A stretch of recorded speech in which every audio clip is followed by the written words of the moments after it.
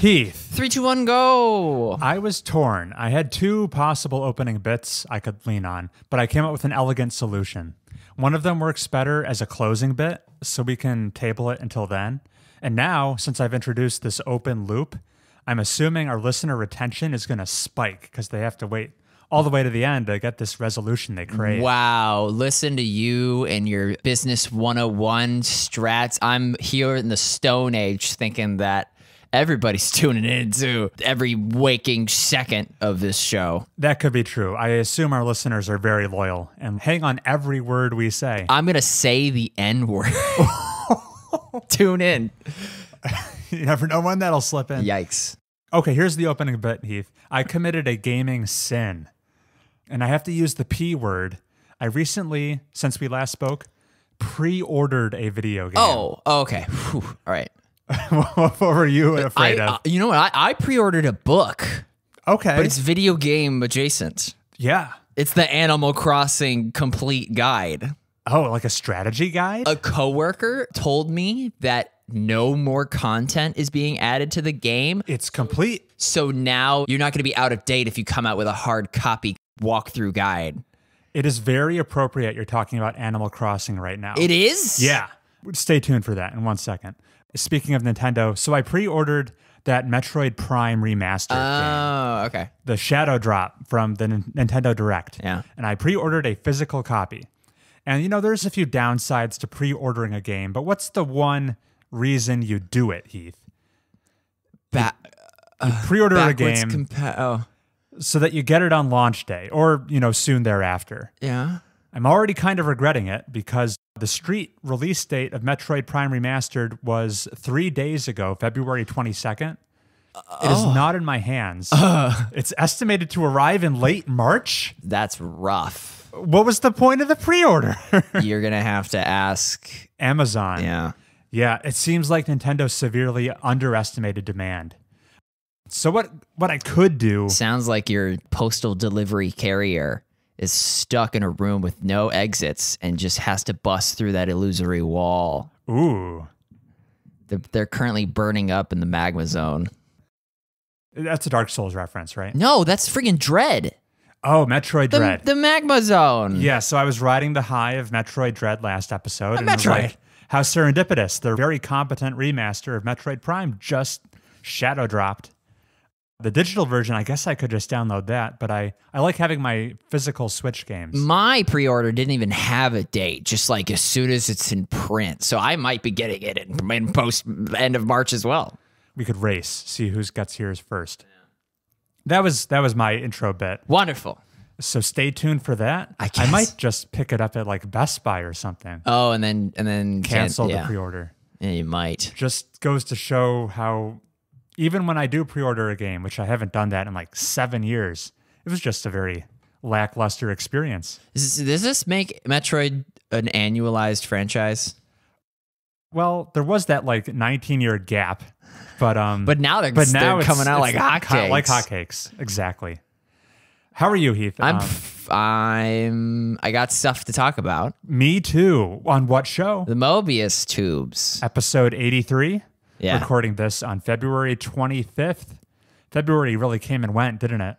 You say that, but I've been playing a game with daily challenges, and as soon as you have a daily thing in your life that has cooldowns that make you wait until the next day to get a mission unlock, time move is much slower. You really feel the passage of time. Right. I see. Let's dive into that. Okay, I've put about almost as much as you put into Vampire Survivor into Marvel Snap.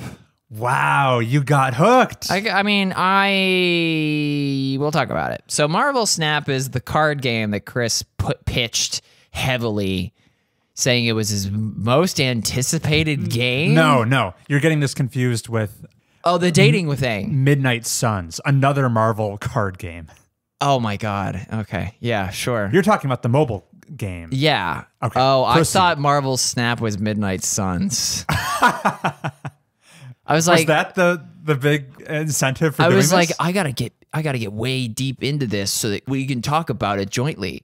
Meanwhile, Janice is over here saying like, yeah, I played it for 1 second and dropped it. And I was like, what? So how long has Marvel Snap been out? It came out like, I don't know, the fall of last year? Okay, so I'm not... Okay. Because I'm deep into it. Nice. What platform are you playing it on? On a Oh, phone? I've yet to do a single match on Steam. It's all been phone. Okay. The intended platform, you could say. Yeah, very strongly. What metrics are good? So yeah, I've played like 30 hours of it. I've completed the weekly challenge 3 times. Okay. And all that does is just unlock more microtransactions. So it's Gwent. You have 6 rounds. Yeah. And the person who controls a majority of the little... There's 3 areas. And if you control a majority of them, you win the game. Winning 2 out of 3 lanes. Right, yeah, lanes, yes. Yeah, you got it. So I'm crushing it. Matches are like 90 seconds? Is yeah, it that very short? Very fast. Okay. Yeah, I've played at least however many hours. I'm collector level 320 something. That sounds impressive. For people that matter. So there's nothing to do in the game other than unlock more cards. Which is safe to say about most cards. No, Inscryption, you don't unlock more cards. That's a roguelike, so you're just completely... Yeah, you start from scratch. Gwent, you don't unlock more cards. You do. It's a set deck. But you need to like collect them all. Okay, There's that's a what this is. Chasing every Pokemon aspect to it. Right. Now, the cards you unlock, are they like functionally different, or are these like card artwork unlocks? No, okay, so there is that too. So the former is what's getting me going. Okay. I want to unlock the Spider-Man card that prohibits your opponent from playing a card in that particular area where you just put him. I could pay money to get him, or I could just sweatshop grind my way through the in-game progression. Now, you'll have insight on this. How like pay to win is it? I heard through the grapevine they like segment what league you're in so that you're playing with people of a similar card pool. Yes. Is there a lot of truth to that? Yeah. I think it's based on that collector level. So I soared from silver to gold to platinum, and then I friggin' got bodied almost all the way back down to silver. Oh, they can de-promote you. Oh, yeah. If you lose a match, you go down in rank. Oh, okay. Every match, unless you tie, in which case you stay in one spot. How competitive. It is, yeah, you know. And then there's currently a season pass. There's a battle pass. And if you buy the battle pass, you get MODOK. Is he the villain in the new Ant-Man movie? Yes, he is. Yeah, that guy. Oh, you've seen the controversy. I just think he looks goofy. He's just a Humpty Dumpty. Yeah, that's right.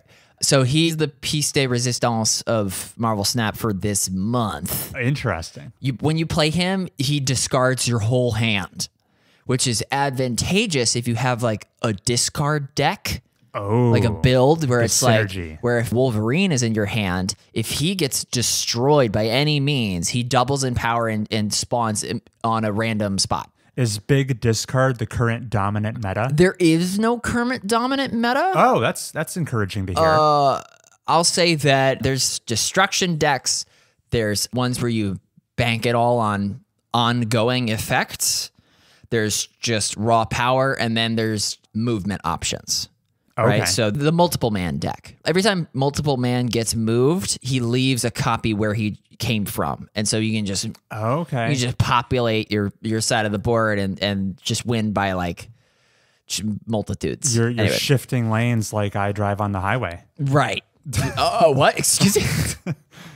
What's Heath's end goal is basically I kind of want to unlock MODOK through in-game skills. You have spent $0 on this. Correct. Game. Okay. I'm not like some Halo Infinite fans I know. But you're right. Every card that I unlock through my little breadcrumbing, it says base deck. And I think there's like 175 base deck cards. And I only have like 90 cards at this point. And none of these are Marvel characters you know. Really? All the ones you love are behind a paywall, except like Iron Man, who is like too big to not put in the starting thing. The majority of your deck is full of freaks. You've got your Morbiuses, but then you also have like your Absorbing Man, Squirrel Girl, Devil Dinosaur is big. This doesn't really do anything for you, though. As you're not What, like comic book fan? Deep cut Marvel inclusions. Not until I play Midnight Suns and I start sweating over Mystique. Gotcha. So when am I gonna check out of Marvel Snap? Probably as soon as like this season pass ends and then the next one starts up, and then I will have had my fill. But I do dig it. Oh, the namesake Snap, right? Yeah, I needed your take on the snap mechanic. Oh, you already know it.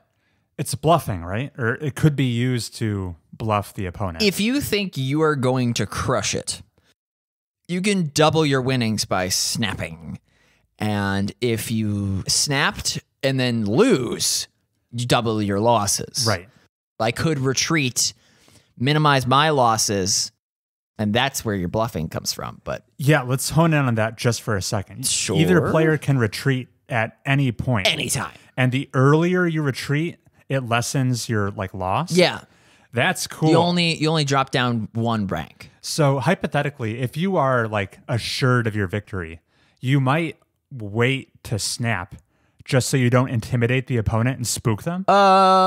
You're somewhat right. If you snapped whenever you felt like it, you're gonna run into the opponent that just flees prematurely. Yeah. So that's cool. true. One thing I have to say about Marvel Snap, it does an unthinkable thing. When you click on the little gear in the top left for settings, it brings you to, and this is a mobile game, so there's like no settings at all. It's just audio, and I can't think of the other thing. When you go to the settings, the place where you're supposed to like adjust the volume so you can maybe like listen to a podcast in the background. It's a podcast game, right? The game puts a low pass filter on the sound. So you can't hear what it's gonna be like when you're adjusting the volume until you leave the settings page to go back. Like if you're on the main screen and it's playing the theme and you're like, oh, it's a little loud. You go back to the settings thing. It turns it down by putting a low pass filter on it. I see. So you can only hear like the low and the mid tones. So it's not going to be representative of what it's actually like in game. Right. Should have failed compliance. So the reason this isn't egregious to me is that so many video game settings pages just don't have music at all. So you're just adjusting settings on blindly. No, I think if you're adjusting the music volume, it starts playing some songs. You must play some very nice quality of life games. You're saying the majority of games I'd hazard a some guess. feedback? I'd hazard a guess most games, once you enter the settings, music cuts out. Yeah, but the sound effect one where it's like, it'll play like a... Sometimes it does. It's not a given. You're wrong about this. The majority of games have some tactile feedback. I think a significant portion do. But I would estimate like 40 to 50% don't. You're wrong. If only we could know. I'll go prove it and give you what percent of my Steam library. Yeah. Go do an exhaustive research gathering. I'll do it. And this can be a segment next time. I'm going to guess about half of them do not give you sound feedback. Wait, does Nier count? Good thing it's not in your Steam library. We don't need to Darn. know. Okay, well. I guess I have little to say now that I know that Midnight Suns is... the game I was talking about. Yeah, so... That's hilarious. I feel like, man, you went on a 30-hour tangent in the wrong direction. Yeah. That's crazy. Yeah. That's where the bulk of my time went. That's why I didn't beat Mario plus Rabbids Kingdom Battle yet. I did the opera singer. Oh. That's fun. And now I'm at the Bowser Jr. mini boss. Cool. He just stomps your ass. That game is hard. It does, isn't it? It's hard. It's pretty cool. Yeah. How unabashedly challenging they made it. And the economy. The timestamp's already been stamped. We're talking about Mario plus Rabbids now. Sure. I have 6,000 coins banked up. I don't know which weapon to buy because I don't want to get the wrong. There's no respec. Right. You're locked in. I can't choose the right weapon after the fact for a small fee. I'm locked in. I already put it all in Mario, and then it's just like, which of the other two freaks I want a bonus? And I keep seeing like, oh, Rabbid Yoshi's special weapon is deep in the magma level, but I'm 5 of 10 into the magma level and I haven't found it. So do I just cut my losses and just boost the rubber ducky explosive? I don't know if I'm preaching to the choir for anybody. I certainly missed the tension of the hard choices that are severely reduced in the game's sequel. Yeah, you wish. I want that tight economy back, but it's just absent. The opera singer boss. Props to Nintendo for letting Ubisoft write a song roasting their main mascot. Yeah, okay, that's the funniest part. Right. It's great. It touches upon the cultural understanding of what it's like to get hit by the blue shell to a degree that Nintendo has never addressed. Yeah. Hats off. Very self-aware. Yeah. But man, it's hard. Like, I died to that guy twice. Yeah, I would restart missions. Before I just, like, attritioned him. I beat it. You know how each level has a par? Yes. You're supposed to beat it in 9 turns.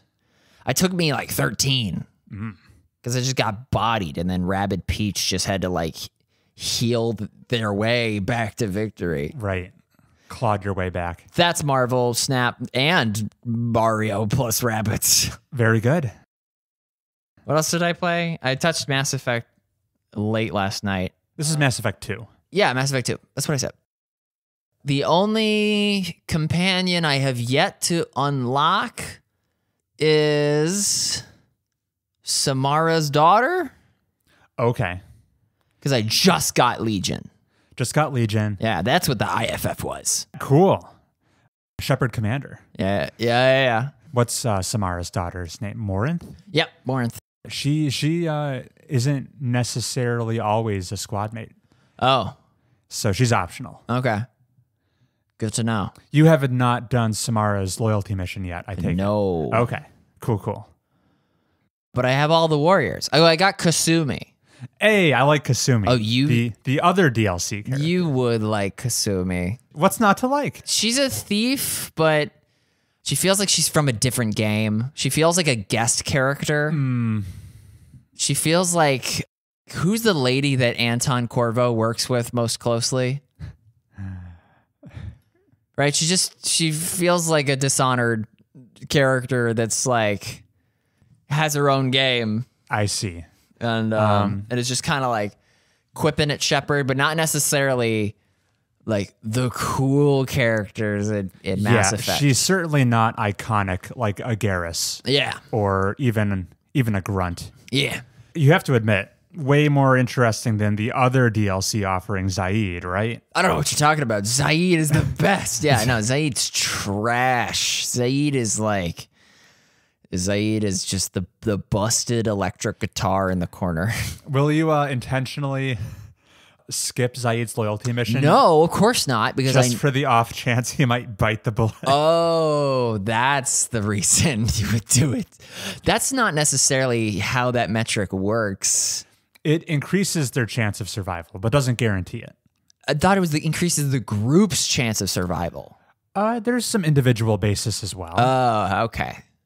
No, I think if I was an engineer at BioWare, I would make it so that, oh, you didn't care to get to know these 4 other players. I'm going to take away the one you did get to care about. Ooh, I'm going to delete Garrus because you failed to like... Your suicide mission behind the scenes logic is very nefarious. That's what it should be. I don't think it works like that. Okay. But it's fairly complex, and I haven't looked at the flow chart in a while. Okay. So I don't quite remember. What's the soccer team management game?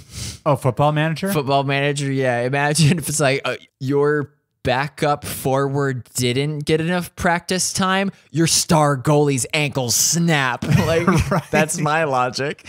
No, I could That's imagine. Why I'm not a game designer. I could imagine it playing out in the suicide mission. Like, Zaid's not loyal. he drops the ball on his task, which puts Garrus's life in jeopardy or something like that. Mm-hmm. Bailey and I were just sitting on the couch recreating the Husk's voice lines in Legion's intro mission. Because man, that whole level is just it's just zombie. I called it the moan zone. Hopefully that enemy type is gone in Mass Effect 3.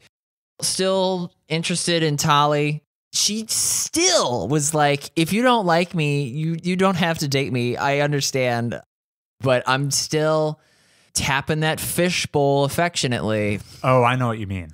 How was your stay on Tuchanka? Oh, I did Tuchanka. That's right. You watched me do Tuchanka. Yeah, I watched you land. A bit.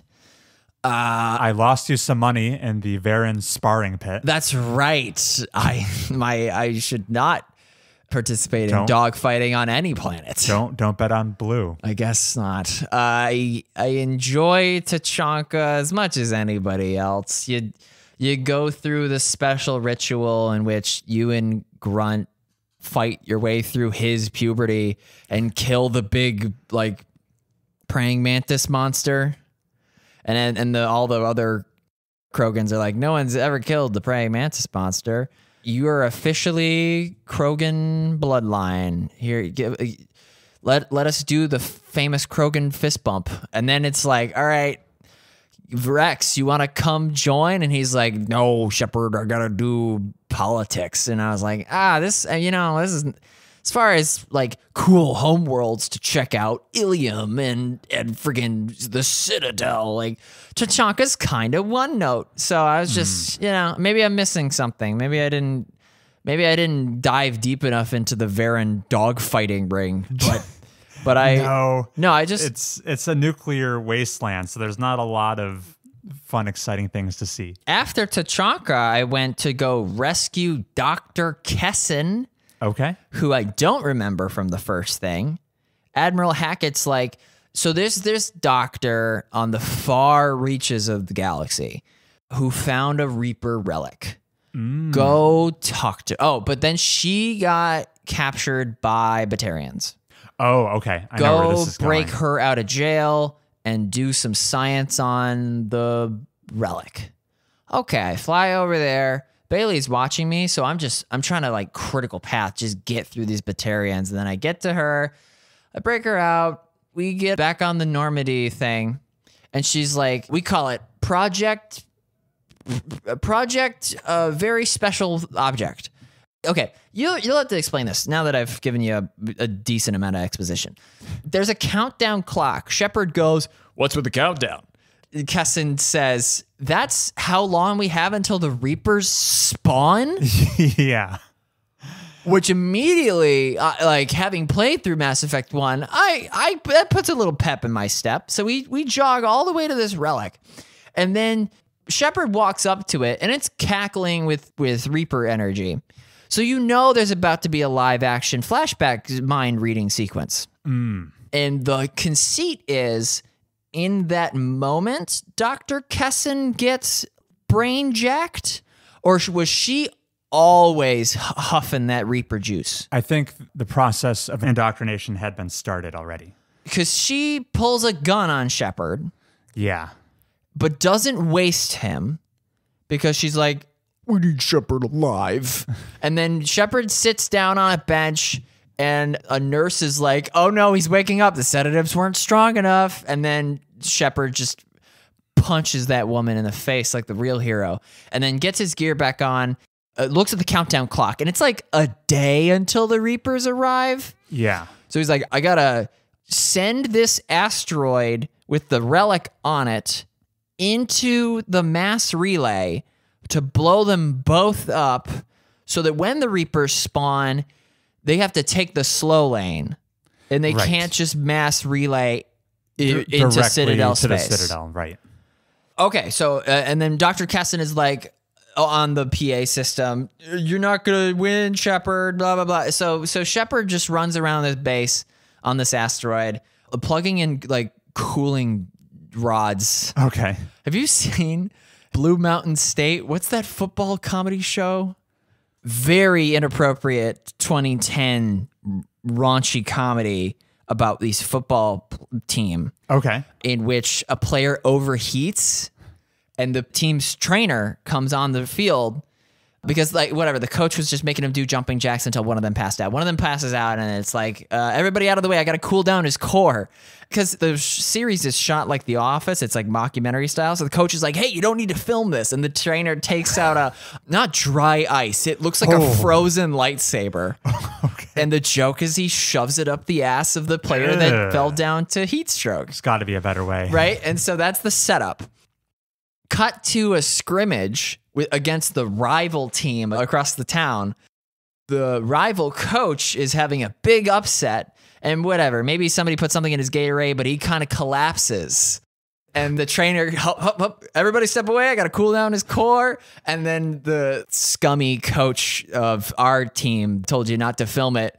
Was like, hey, he looks pretty bad. You might need to use 2. And then the trainer is like, copy that. And all the players react when the icicle goes up the guy's ass. So that's what was flashing through your mind during this whole coolant section. Because Dr. Kessin is trying to blow up the asteroid before it can hit the mass relay. So Shepard is just shoving icicles into ports. And then he winds up next to the doctor. And the doctor says something like, oh, Shepard, now you've done it. Now I won't be able to appreciate the Reapers' blessing. And I'm like, why didn't you kill him on the spot? Maybe some plot armor involved there. Maybe. So, no, I think she blows herself away. And then Shepard gets unconscious by the blast. Okay. A day passes? Because now the countdown clock says like 30 minutes. Yeah. And so Shepard's just like, whoa, he's just rubbing his eyes. And then it's like, I got to get off this rock. Hey, Joker, just come pick me up. And then the AI conveniently is like, communications offline. And he's like, darn it, I got to go start up the ham radio on the other end of this asteroid. So then he runs and he just shoots more guys. And it's like the most cinematic moment of the base game so far. You say that. I guess one drawback to the Legendary Edition, very unclear what's DLC. So this is the final piece of content for the game. This is kind of like the bridge between Mass Effect 2 and Mass Effect 3. Oh. Which is, it's a piece of DLC. Kind of canonically takes place after the end of the suicide mission. That makes way more sense. But that would be very unclear to you going in blind as a first-time player. Bro, I sequence broke it. You sequence broke it, but I don't know how you would have known that. That's crazy. Yeah. Imagine, because the end of this mission is Shepard climbs up the ham radio and tells Joker to just swing by. And then the evil collector god, Palpatine, holograms his way onto the asteroid. Meanwhile, the most star-streaking light speed mass relay target getting bigger because collision is imminent. Collector god is like, you humans are so dumb. When will you learn? We're gonna kill you.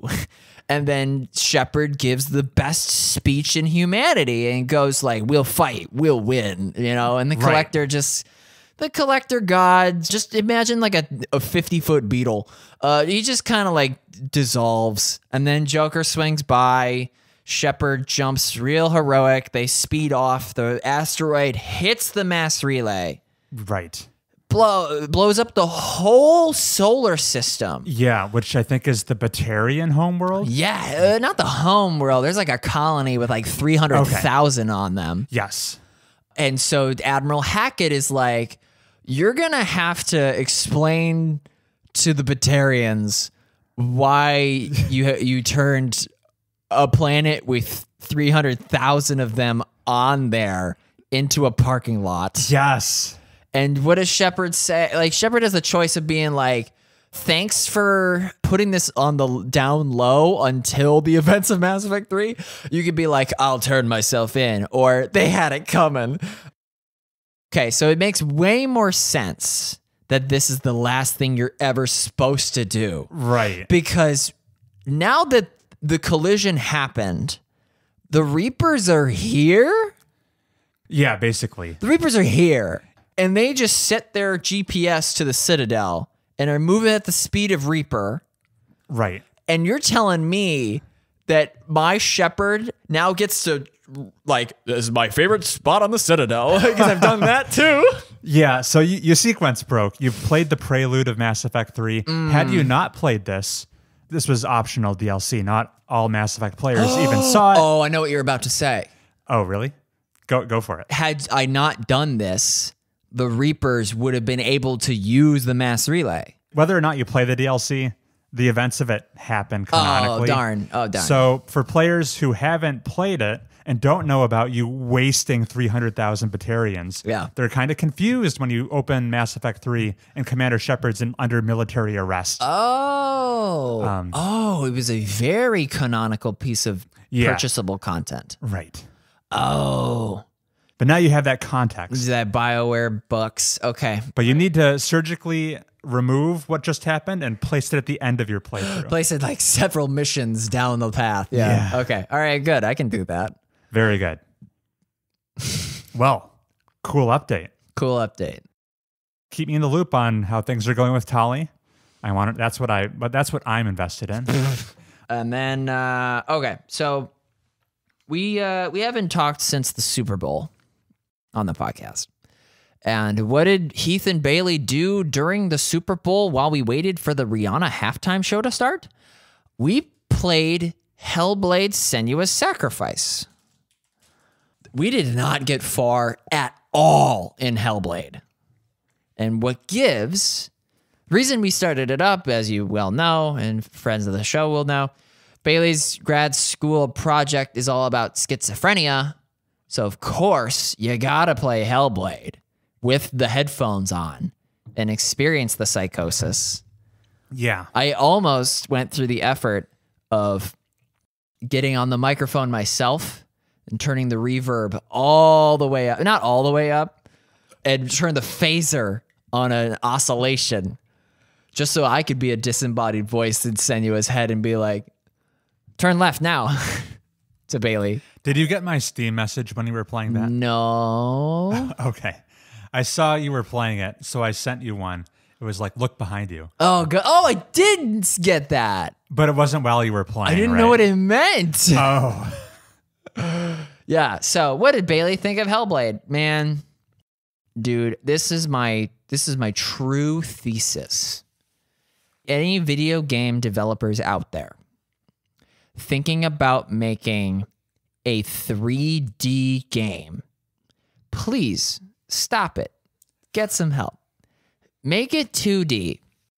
Because I am certain if Case of Golden Idol was in 3D, Bailey never would have done it.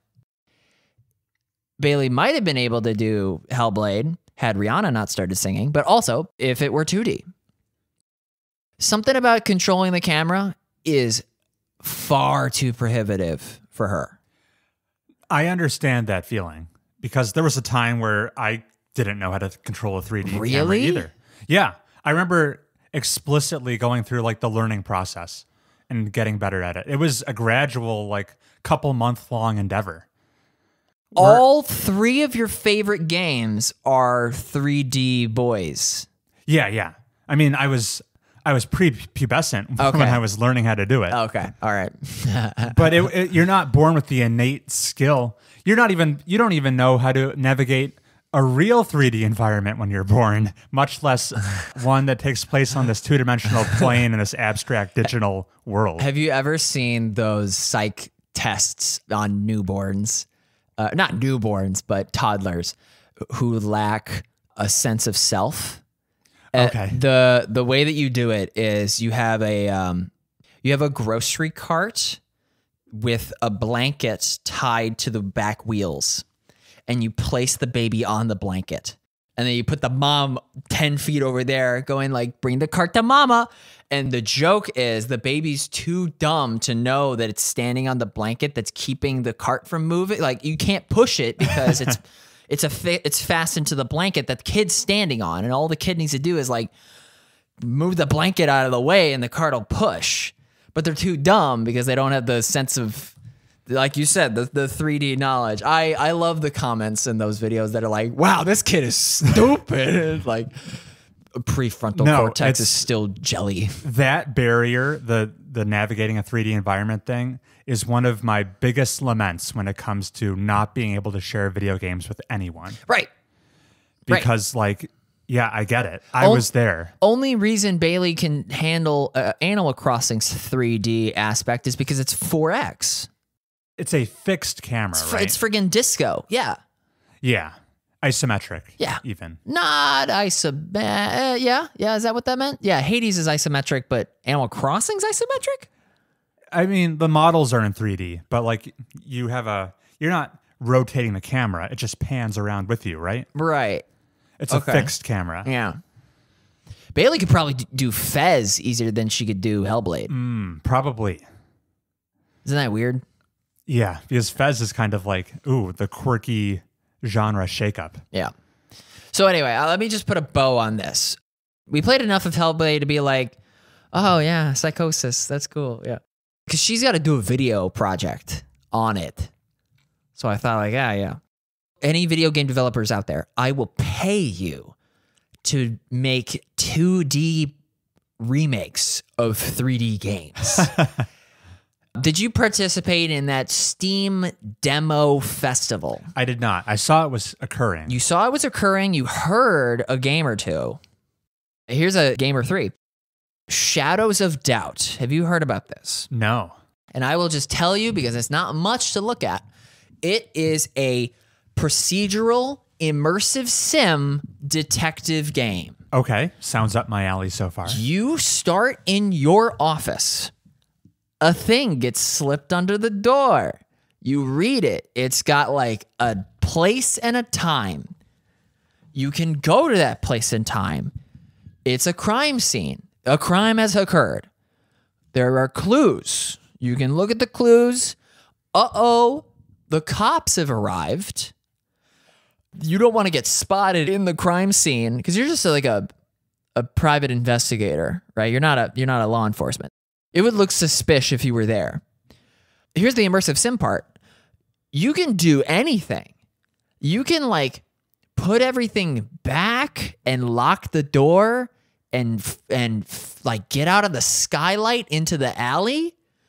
You can even race from your office to the crime scene and get there while the killer is still there. Whoa. Yeah. You can sequence break. You Kind of. could.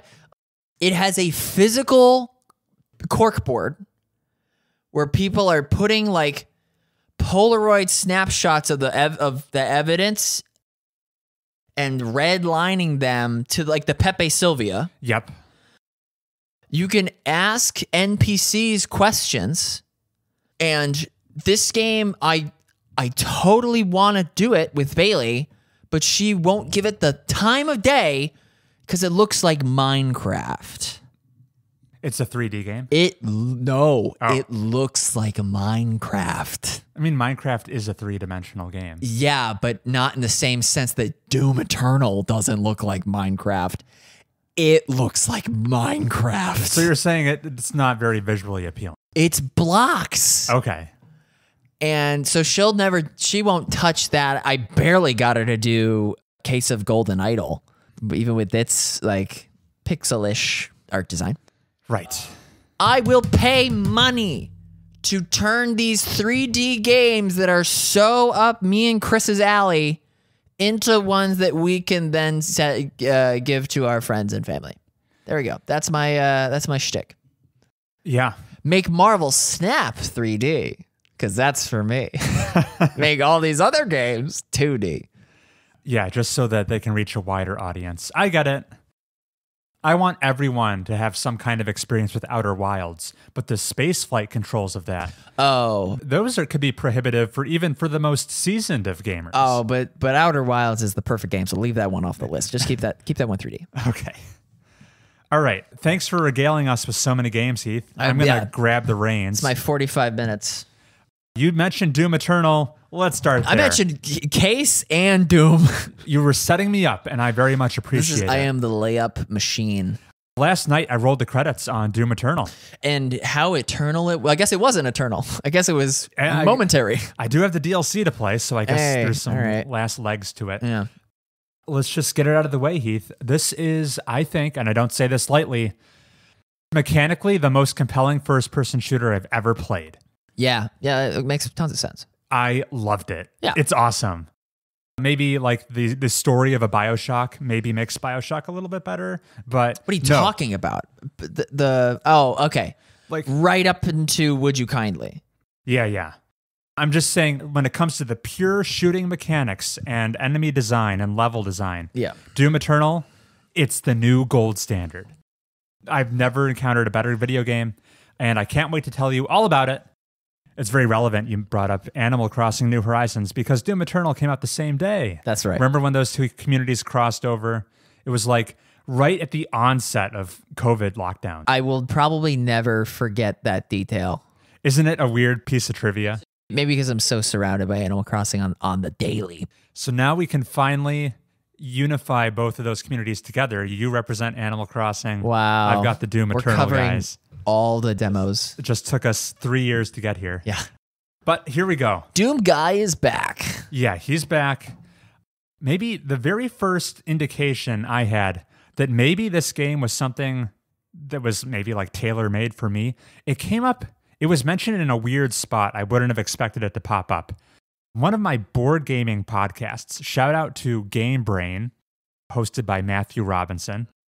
They had this one discussion topic. This is a podcast that talks about big, involved, complex strategy board games. And they had a topic, but it was like, oh, what are the video games we recommend to the strategy board gamers? And of all things, seemingly out of place, Doom Eternal came up as one of their hearty recommendations as one of the best resource management games ever made. And I was like, ooh, Doom Eternal? A resource management game? All right, I'll give it a shot. So here I am a couple years later, finally played it. And yeah, they weren't kidding.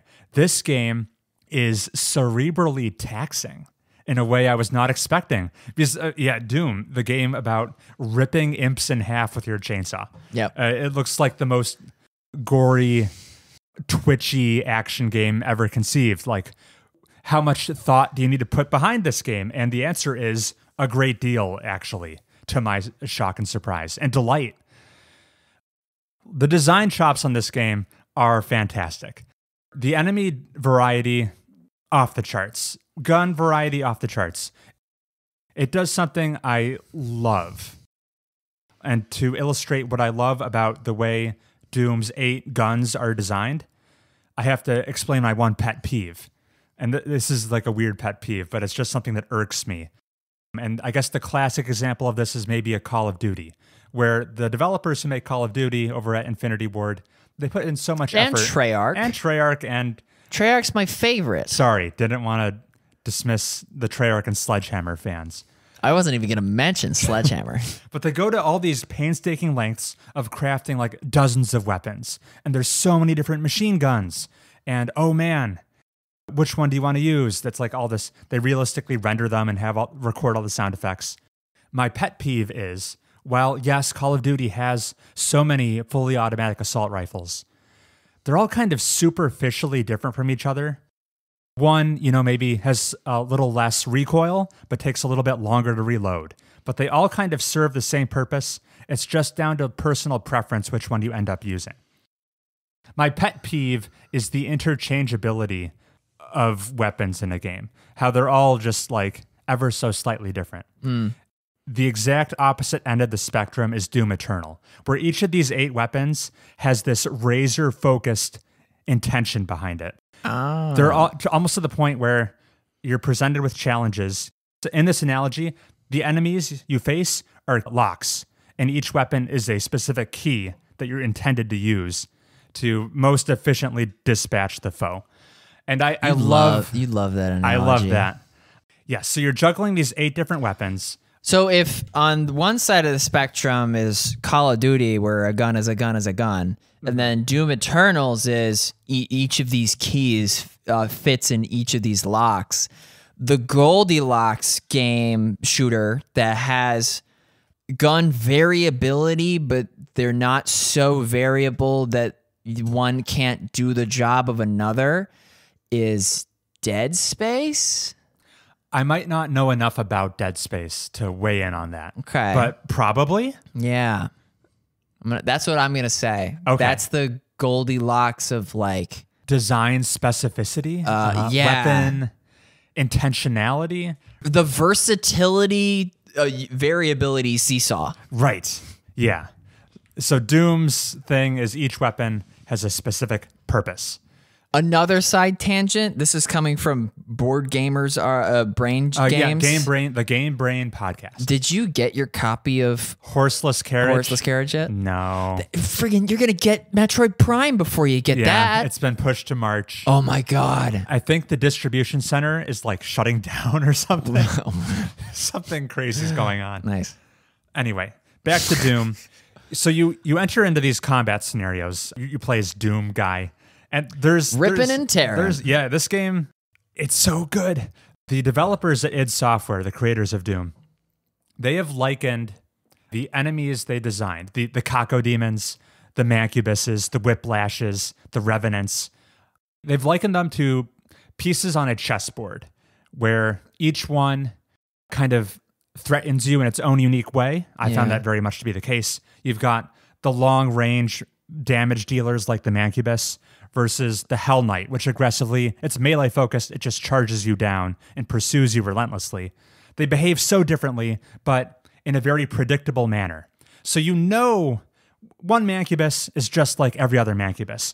Once you know the ideal, efficient strategy to dispatch one, you can use that over and over again, which gives the game its kind of puzzle quality.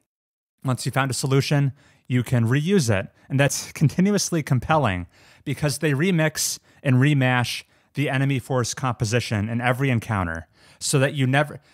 just one small tweak will completely change like the tonality of the fight and which strategies you need to employ, which weapons you need to use.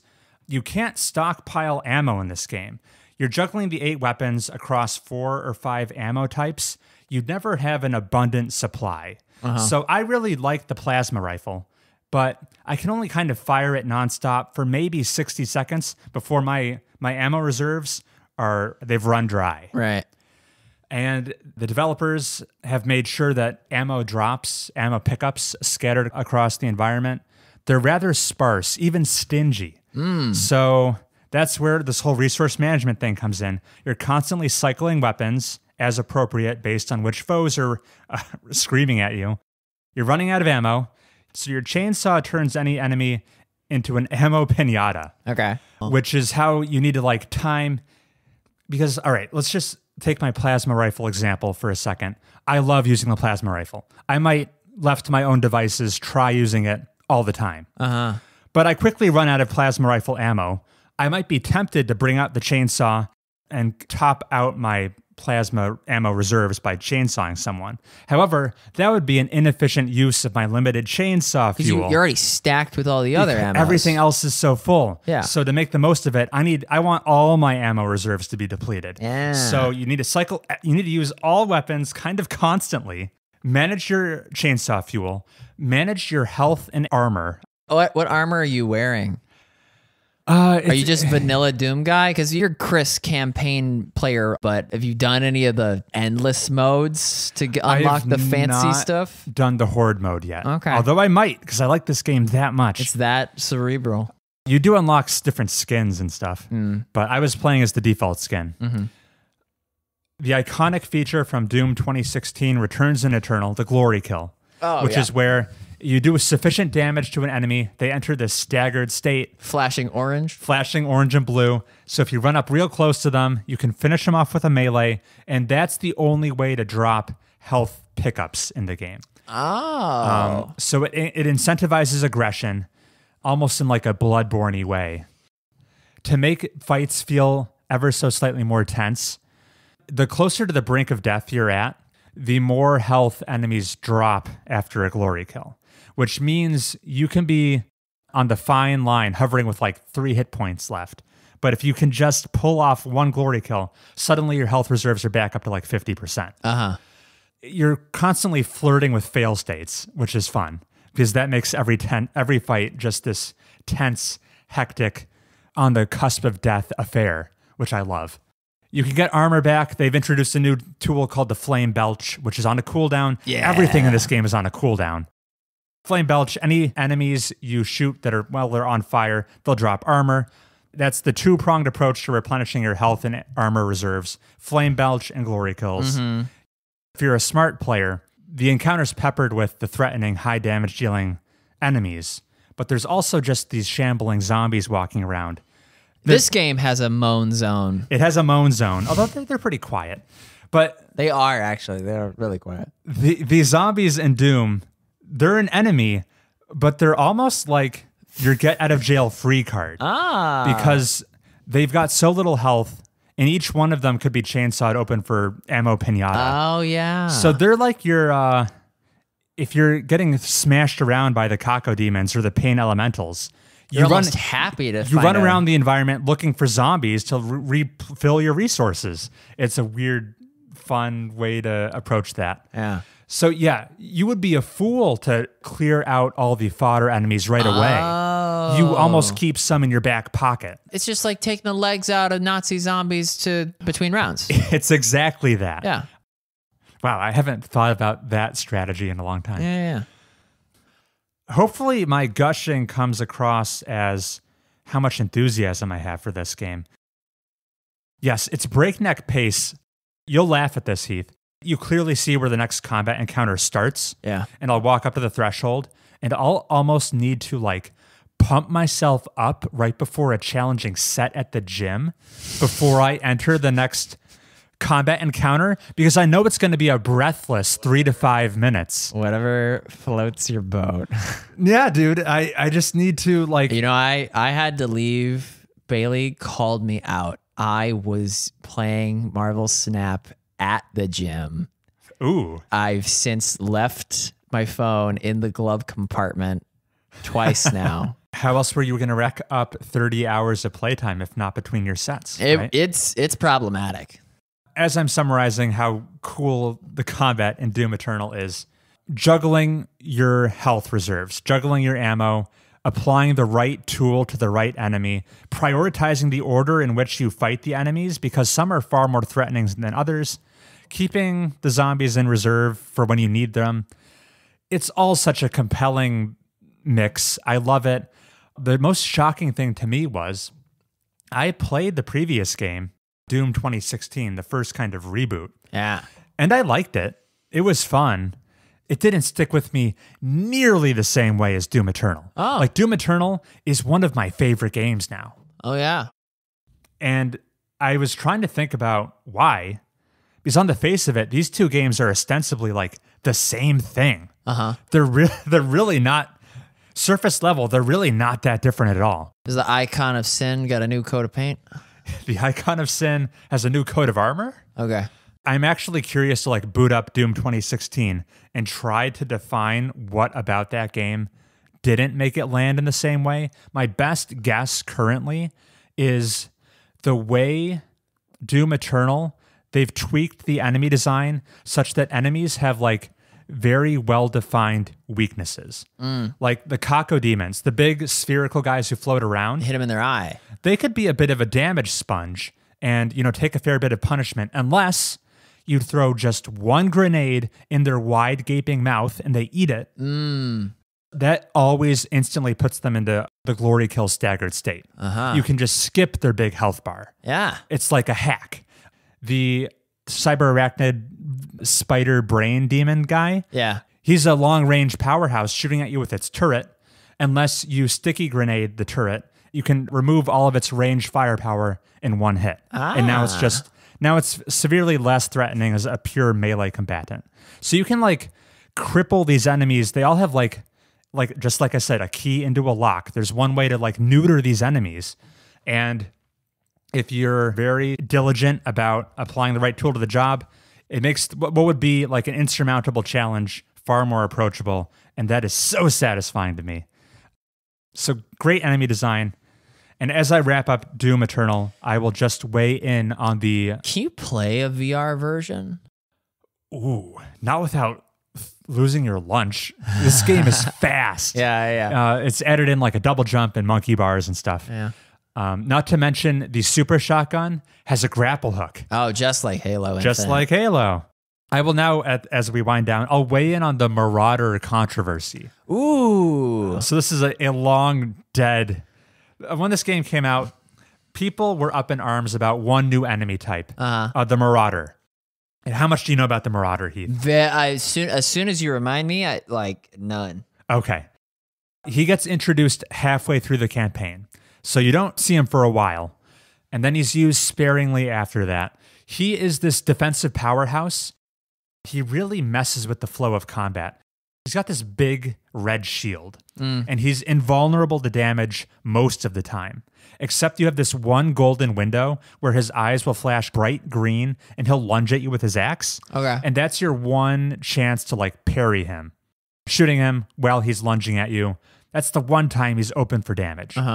So you've kind of got to put all of your attention and focus directly on the Marauder, waiting for your slim window to actually kill the guy. Because if you try to apply your standard run and gun, shooting everything that moves tactics on him, he's invulnerable 98% of the time. Okay. He also harasses you. He'll spawn a dog that hounds you until you kill it. He'll lob things at you from far range. So he's got a lot of health. He's very defensive. People were upset because they felt like... They were like, John Romero, this goes against the ethos. Exactly. They thought he kind of broke the core power fantasy, go fast, go hard How am I supposed to rip and tear? Ethos of Doom's It's Eternal more like Combat. Wait and stare. There you go. It's wait and stare. And they thought he was just too hard.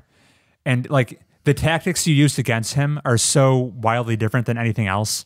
It felt like there was a disconnect there. And I can kind of see where people are coming from. I will say I like his inclusion just because he is so different. I would have been annoyed. Team Marauder. I'm Team Marauder. I'm glad he's in the game.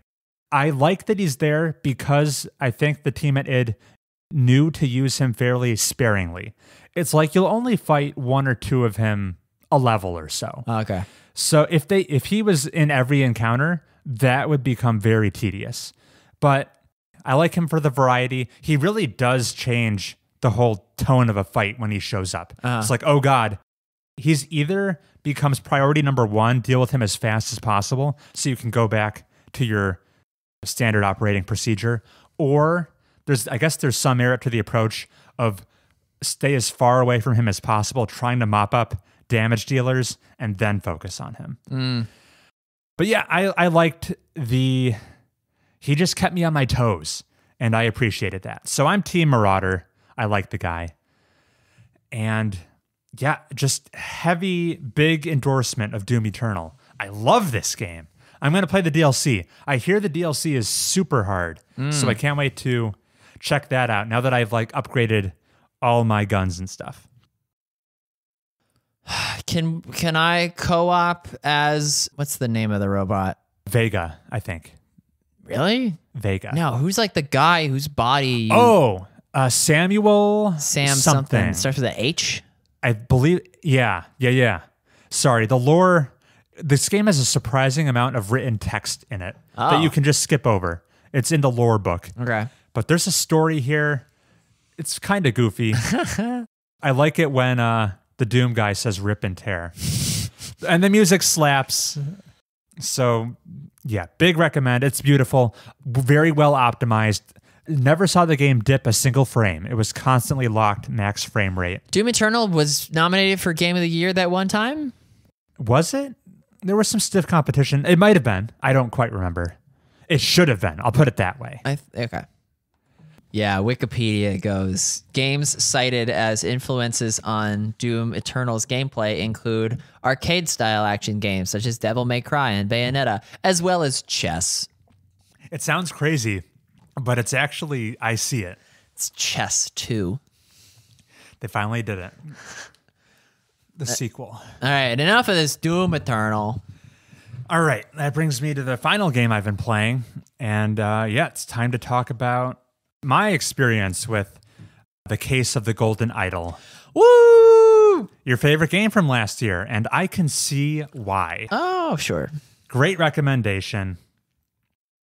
we've already, just the quick elevator pitch is this is the detective game, spiritual successor to Return of the Obra Dinn. It's the hardest Mad Libs game I've ever played. Albert Cloudsley is back. Set in the late 1700s, dealing with a lot of aristocracy. Basically this... Who else would care about a golden idol? Right. This somewhat cursed family heirloom that gets passed down, and lots of tragedy befalls the people who come into possession of it. That's kind of the story. Another very cerebral game where you are filling in the blanks of a massive paragraph, solving 11 cases as the game goes on. These are murder cases where the skeleton of a paragraph is laid out before you with all of the pertinent and relevant details omitted. And it's your job to comb through this 2D environment, find the correct keywords that need to be slotted into this paragraph, much like a lock and key. These are basically the same game, just like Doom Eternal. And then solve the case, filling out the Mad Libs correctly, and then way to go, on to the next case. It's an Obra Dinn-like. Yes. First impressions, I'm not saying this just to be contrarian. I really feel this way. I was immediately charmed by this game's aesthetics. This really... How would that be contrarian? Oh, because people say this game is super ugly. Oh, okay. Very pixelated, but all the character models are like this low-res... They're almost like grotesque-looking aristocrats and people. Everyone's kind of ugly, but in a really... well-realized way. Yeah. I liked how grody this game looked. Yeah. So I was charmed by it. It was not a turnoff for me. I could count on a familiar formula when it comes to solving each case. It's not intimidating to start a new case. You just kind of ease in. At first, you're just kind of combing over the environment. Yeah, exactly. You're just taking in the sights and sounds. No real pressure, no stakes. You're just info gathering, filling up your clipboard with potential keywords, basically just clicking on everything of note in the environment and taking it all in. This game had very effortless pacing to me. I never got tired of info gathering, and then you can't even help it. Inevitably, as you're collecting clues in your head, at the back of your mind, working maybe even unconsciously, you're starting to like tie some threads together of maybe this syringe is somehow related to Edmund's tonic in his vault. And you just can't help but form these connections. You formulate theories. Then you get to start doing the real fun part, which is putting your theories to the test, starting to attempt to fill in the blanks. When you switch from exploration mode to thinking mode, which is what pulls up the big paragraph you need to fill in, there's also these other sub-windows that are kind of like, I liken them to the building blocks of the scenario.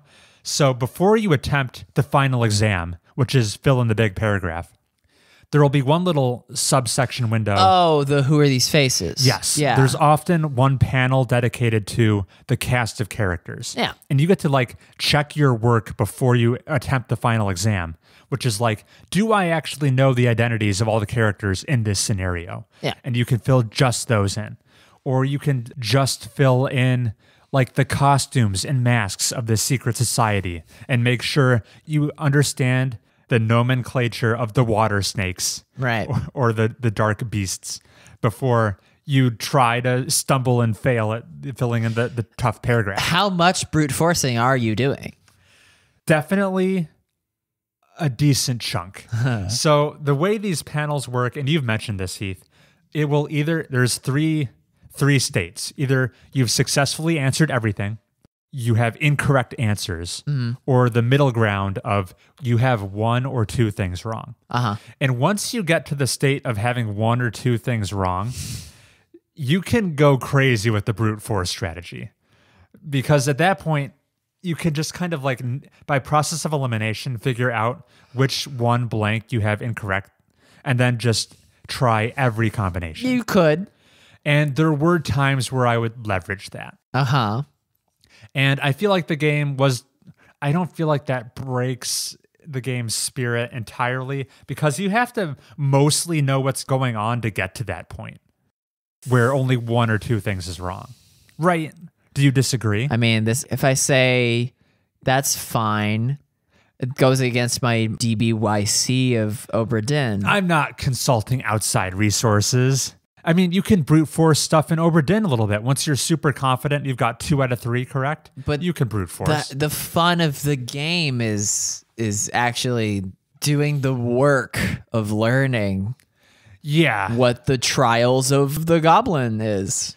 They have so many ceremonies in that Brotherhood. Yeah, but you can write off the first 2 because the sun is not in the top right. Fair enough. So the brute force aspect certainly didn't ruin anything for me. This is the rare game that left me hungry for more. I think you'll finish this game just to boost your completion stats for the year, but it'll cost you. Oh, I finished it. Oh, yeah, I'm done. I did the epilogue too. Yeah. Okay. Non-spoiler so far. Yeah, non-spoilers. We'll have our spoiler discussion in a jiffy, but yeah, this is the rare game that left me hungry for more. I would have welcomed another, 3 cases to solve or so. Yeah. But yeah, did not overstay its welcome. Shorter than Obra Dinn, that's for sure. The thought occurred to me. Video games as an industry, it has this copycat syndrome. When Doom first came out back in the 90s, it spawned a bunch of things called Doom clones. Quake. Which we now know them as first-person shooters, but for a while, it was just people... Wolfenstein. And Wolfenstein was before Doom. Oh. But Doom is a Wolfenstein clone. You're right. People saw the popularity of someone had this dynamite idea of the first-person shooter, and a bunch of other developers were eager to copy them. And it became a bit of a saturated genre. And I'm just sitting here thinking to myself... Why can't we get an Obra Dinn-like genre? Why can't, just for a couple years, why can't this be an oversaturated subgenre that caters to my sensibilities? Yeah. Why did battle royales have to become a dime a dozen? Why can't we get this? Because these are so rare. Obra Dinn, Case of the Golden Idol. What else even is like the Outer Wilds, maybe? These are hard to come by, so I just wish... Can all the copycats, just for a little while, run with this idea and take it to its logical conclusion? I fully subscribe to that. So yeah, just if you're a developer out there listening, make some of these. I'll buy every single one. I unironically will. Right. You don't even have to include a demo like this one did. I'll just buy it outright. Nice. If Lucas Pope quote tweets the eyes emoji, and your game is the recipient of those eyes, I will put it in my shopping cart. As will I. Final thing.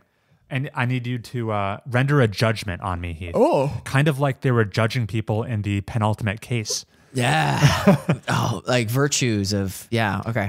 So if you load up my copy of Case of the Golden Idol, yeah, and you pan over every case, it will say I used 0 hints. Ah. However... On case number 4, I was struggling. I said, "Okay, I'm going to cut myself some slack. I'm going to when the burglar. This is at Edmund's estate. He has Rose over and Mary and her father. They all come over. Oh, the dinner party. The dinner party. Oh, that's a classic. Yes, the classic. Wait, let me try to guess which one you. Oh, guessing whose room was whose. No, I was able to deduce that. Oh. So I was struggling with something in that level, and I was like, okay, time to cut myself some slack. I'm going to use the built-in hint system. Yeah. And hats off to the developers. They included this robust in-game hint system. No need to consult Google. Right. He also very explicitly made it clear that the intended experience it's almost like a CAPTCHA. Is not to use the hint system. It's exactly prove you're not a robot, right. CAPTCHA. Yeah. Before you access the game's hints, you need to actually just do a matching puzzle just to prove you really want it. Yeah. So I did the matching puzzle. You're presented with these 4 boxes, each with a particular hint. And just reading the description of the boxes without clicking on them was enough to give me my breakthrough. Hey. So what's your verdict? Did I use hints or? Yeah, 0 hints. Okay. How generous of you. That's fine. So I never actually opened the hint boxes. That was enough to get me through. and I felt pretty good about it. And yeah, that was Case of the Golden Idol. I loved it. The through line story is super fun, and I'm ready to transition into spoiler talk. Woo! Okay. Very short spoiler. Listener, just skip ahead like 4 minutes. There'll be timestamps. Okay. Probably the most fun thing to discuss is like, what were the big trip ups / favorite revelations for you? I'll just tell you right now. The thing I almost needed help with in Mission 4, the poison thing. Yeah. It was the message sent to the maid, Ada. Yeah. Giving her murder instructions. Yeah, from like dark face initiate. Yeah, from the steward Dark Beast guy from the Brotherhood. She was given this innocuous letter, but to actually get the murder message, you need to read the 4th word of every row of That's what was tripping me up. Yeah. So in hindsight, it's kind of obvious because there's one book in Edmund's library that's like, oh, sometimes there's codes where you read the first word of every line. And then there is a message in Ada's room, which you need to deduce which room is Ada's. But there's a message. There's no context. It's just like, use the 4th word. Yeah. And you put those two things together, combine them, and apply it to the seemingly unrelated note in her pocket. And that's how you realize how she received the murder instructions. And that's what was the trickiest part of that mission to me. And maybe the thing I struggled the most with overall. Piecing together the cut up bits of paper on the floor in the burning guy level where they're reading what's-his-face's will. Yes. Ooh, oh, it took an insane amount of effort was knowing which one was his hunting jacket, dining jacket, and sleeping jacket. What? In case 2? That one took a lot of effort. Are you kidding? Yeah, no. There's the portrait of him eating, so that's obviously the eating jacket. He died when he fell off a horse, so that was his riding jacket. Oh, yeah. And then by process of elimination, the last one's the hunting jacket. That one took like a weird amount of time. Okay. I mean, to be fair, you were probably still getting your sea legs because that's super early. Sure. I'll give you the benefit of the doubt. Sure. Biggest pop-off for me. This was a late mission. This was the mission where it takes place at someone's estate and there's the foreign prince visiting. Yeah. The representatives of 2 political parties. Yeah, the Loyalists and the New Order and the other one. Right. And then one of the political party heads had been murdered and they were trying to frame the other one. Yep. The big pop-off in that mission for me was the use of drugs. So there's 2, as far as I know, there's 2 drug uses in that level. One was super obvious, not very exciting. 2 of the characters, the butler and Leopold, one of the political heads, had these bloodshot eyes. Yes. And there's this poster on the wall that explains how bloodshot eyes, there's a certain drug they must have taken, which led to their drowsiness. And it's like, okay, that was pretty simple. But there is one other drug use that occurred to me very late. It's the blue-haired guy, Gideon. Yeah. The young gentleman. If you click on him to get like his portrait enlarged, it turns out he's blinking rapidly. Yes.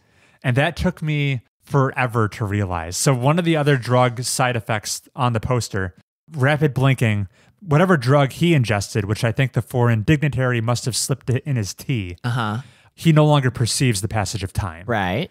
Which allowed the foreign prince to slip away without the drugged Gideon realizing and do some robbery. Yeah. Yeah, the rapid blinking, super cool. Did you know that Edmund was Lazarus immediately? Okay. Old Edmund Cloudsley. No, I did not know immediately. Until the epilogue? I knew, it occurred to me in the final mission pre-epilogue. Yeah. Due to the dates of love letters Mary received. That's what clued me into it. Yeah. So Mary, this noble woman who's the love interest of kind of the comic relief of the game, Peter Batley. Yeah. Cut out of the will. Because he gambles all his money away. Thinks he's hot shit, that he can fight anyone. Kind of the loser of the family. Writes his own comic books about like him being as strong as a tiger or something like that. That's the letter he gives to this Mary. And then there's Edmund, who I'd call the main character. Yes. Although it's I don't know if I'd call him the protagonist or the antagonist. Maybe he's the anti-hero. They both have this mutual affection for Mary. Peter ends up marrying Mary. Edmund seemingly dies about halfway through, but then just off screen, kind of. Yeah. I mean, even when there's this little cutscene that plays where his right-hand man like explains the result of the burglary, the aftermath. His master died, and he says it so offhandedly that like you think something's up, but you don't know what. And then in this final mission, you see Mary received a new love letter from Edmund, dated after his death. And like, oh, Edmund's still kicking. I forgot the date. Yeah. Edmund's still kicking. And then just by process of elimination, because you know this Lazarus guy, I mean, the name right there, Lazarus Hurst, you knew he had some kind of suspicious background. And at that point, it all clicked into place. I'm like, oh, Edmund is Lazarus. Yeah. So that was a cool pop off. I want this to be an annualized thing. I'd play one of these games every year. I want daily challenges. Yeah. Right. But they seem so tough to design. But make them serialized and like have an overarching storyline, like friggin' Prosy D's Ice Dragon saga. Case of Golden Idol. Big recommend. Oh boy. All right. That's everything I've been playing. Great. That's everything you've been playing. Yeah. So we can take a well-deserved break and come back with some fun news. Right.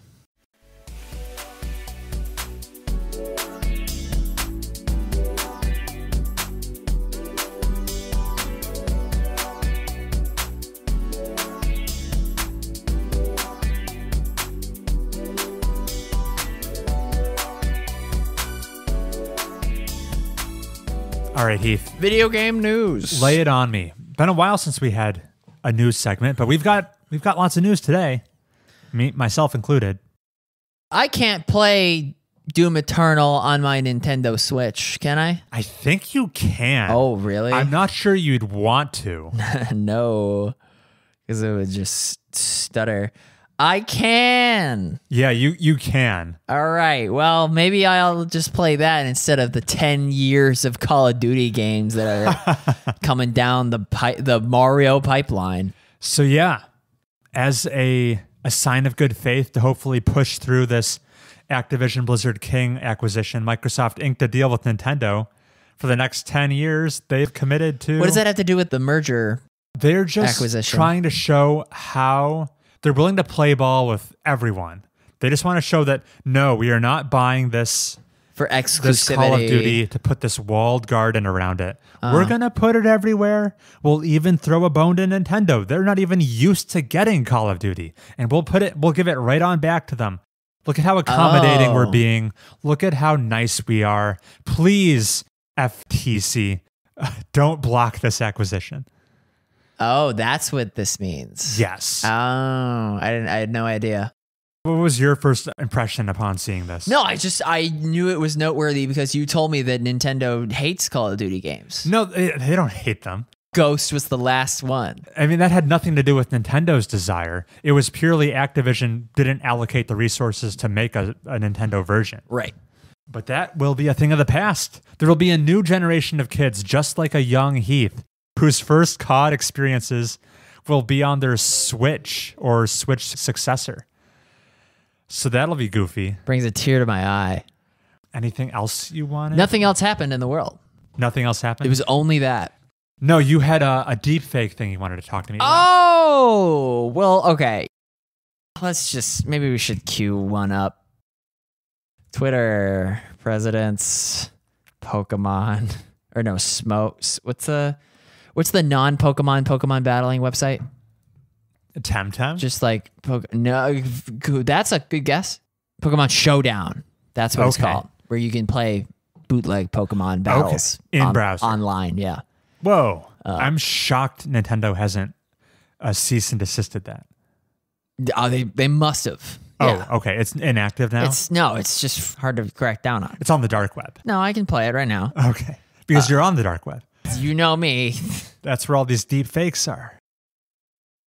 All it is is stills of the president wearing gamer headsets, talking over the gameplay. Let's get this started. Okay. Jesus Christ, Joe, what took That's you? no You cap. think watching one or two of those Wolfie videos is going to win you this game? It's from the 2023 Orlando Oh, that's so regional. It's adorable that Fake news. children are doing this. I love this. They're man. Takes me taking back. out their frustrations Oh, great, it's this on guy. these. OG, It's basically Call of Duty We're not even Modern out Warfare spawning 2 doors. This guy's lobbies. already complaining. Someone dodge, But the please. leaders of the free world are the ones that are saying.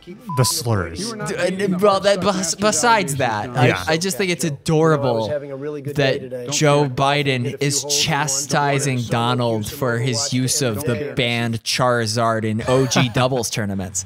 It's adorable. Obama asking Michelle for 20 more minutes because he can't leave his Rainbow Six lobby. Like it's wonderful. I won't send him your way, but you should seek him out if you're scrolling through and you see one. It's worth the tuning in. I'm assuming you'll pipe some of that audio into the podcast. Oh, they just listened to it. Yeah. And I just listened to it without the visual either.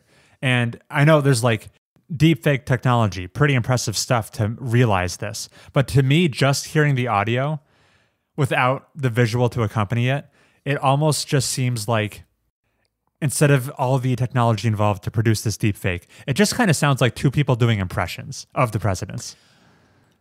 But it's not. I know it's not, but that's how my mind interpreted it.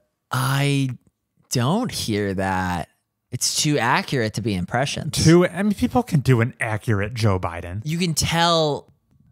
If it's too performative, then you can tell. I have no doubt watching it on screen would add authenticity to it, but I didn't have that. Right, because you're seeing you're seeing I see their faces with their Mountain Dews and their Doritos. Right. And I just saw the back of your laptop. Fair enough. Okay. Again, visual medium. Why am I a co-host on a podcast? I need a visual. You're multidisciplined. Problematic. That was my other thing then. Very good. I've got a couple news stories. I've got 3, although one's super short. All right, I'll start with the best one. This tickles me so much. This story, it's operating on so many levels. It's kind of depressing.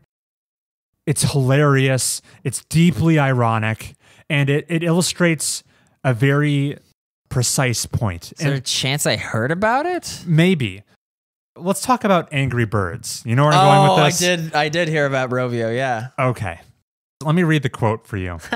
Let me set up the context. So Angry Birds, Most of these infants only know it from the movie now. Right, because it has a merchandise empire.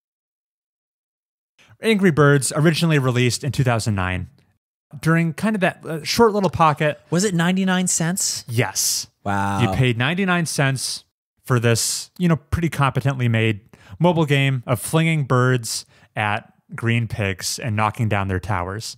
And while I was Googling the release date, just fun trivia, the reason you're knocking down pigs in the game is because swine flu was a big thing back when it came out. So that's how the developers landed on that idea. Really dates the game.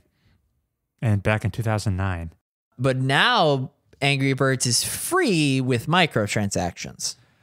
Or at least it was a week ago. There's many Angry Birds products on. I bought Bad Piggies. The App Store. There's Angry Birds 2. Angry Birds Star Wars. There was a Star Wars tie-in. This is a big franchise. Rovio was the Blue Bird movie voiced by Jesse Eisenberg. I see. That tied in. Rovio is the developer of the game. For a while there, one symptom of the mobile game landscape is since new phones come out annually, they iterate so quickly. If developers don't put in the legwork to update their games, you will see many older apps from a decade plus ago become outdated and eventually get delisted. That's true. The original Angry Birds in 2009 release disappeared at some point. But don't worry, there was good news. In 2019, Rovio re-released Angry Birds, rebranded it as Angry Birds Classic. They basically Red's Big Flight remastered the game in 2019. It was just called Angry Birds Classic. Okay. And the news story, why are we talking about this now? As of a week ago, or imminently, they are delisting Angry Birds Classic on the Google Play Store, and it's suffering a not as egregious fate on the App Store. It's staying up for purchase on the App Store, but they are renaming it to, you already name dropped it, Red's First Flight. First Flight, yeah. And what's the reasoning behind this? In the statement they issued, they said, we have reviewed the business case of Rovio Classics Angry Birds, and due to the game's impact on our wider games portfolio, we have decided that Rovio Classics Angry Birds will be unlisted from the storefronts. So, Heath. Too many children were playing Rovio Classics, Angry Birds Classic. Yes. This and not buying loot boxes in our other products. The original Angry Birds was too good of a value proposition. It was adversely affecting their microtransactions, which are absent from original Angry Birds. Yeah. Those insidious things crept into their live service Angry Birds games, the sequels that are gross. And why not make the classic one gross? Too much effort? I mean, at that point, it just becomes the sequel. Yeah. Oh, yeah. The original, what's so good about it is you paid 99 cents for this game, and then you don't have to think about money ever again. You just own the product. And what a novel idea. Yeah, what a great idea. But yeah, they basically had to delist it from Android phones, and they, what's it called? Search engine optimization. They unsearch engine optimized Angry Birds Classic by giving it this obscure name. Shadow Bandit. No one knows. Oh, yeah. That's partly why they changed it. Oh. That's why they changed the name. So people don't find this game. Oh. It was cannibalizing the sales of their much more predatory games, which just encapsulates the current state of mobile gaming in 2023. How we used to have nice things in 2009, 2010, where you could just buy a game and enjoy it. But now they need to constantly nickel and dime you. Their business is predicated on that assumption. And the fact that they released just a wholesome game you paid $1 for, they were a victim of their own success. And the wild part to me is that in the developer explanation, they just said the quiet part out loud. Yeah. They didn't gussy it up. They didn't sugarcoat it. They're just like, hey, our good game is hurting. We made a game that was so good back in 2009 that we need to get rid of it. It makes the rest of our catalog look bad retrospectively. So yes, and that just... I'm all about... More companies should do this. None of this could be validated, but there was some theorizing that it took EA so long to remaster the Mass Effect trilogy because they thought it would make Mass Effect Andromeda look so amateur by comparison. Ah, yeah. Just dunk on it. Yeah. And then, as a segue, also hearkening back to earlier products outcompeting the new games, I just saw this news story. So we're in February of 2023 now. Yeah. We just got sales data from January. Great. What was one of the big January releases? You already named it. There was the Dead Space remake. Oh, yeah. Which is being received super positively. It is a big sales success. Not trying to take anything away from this remaster of Dead Space.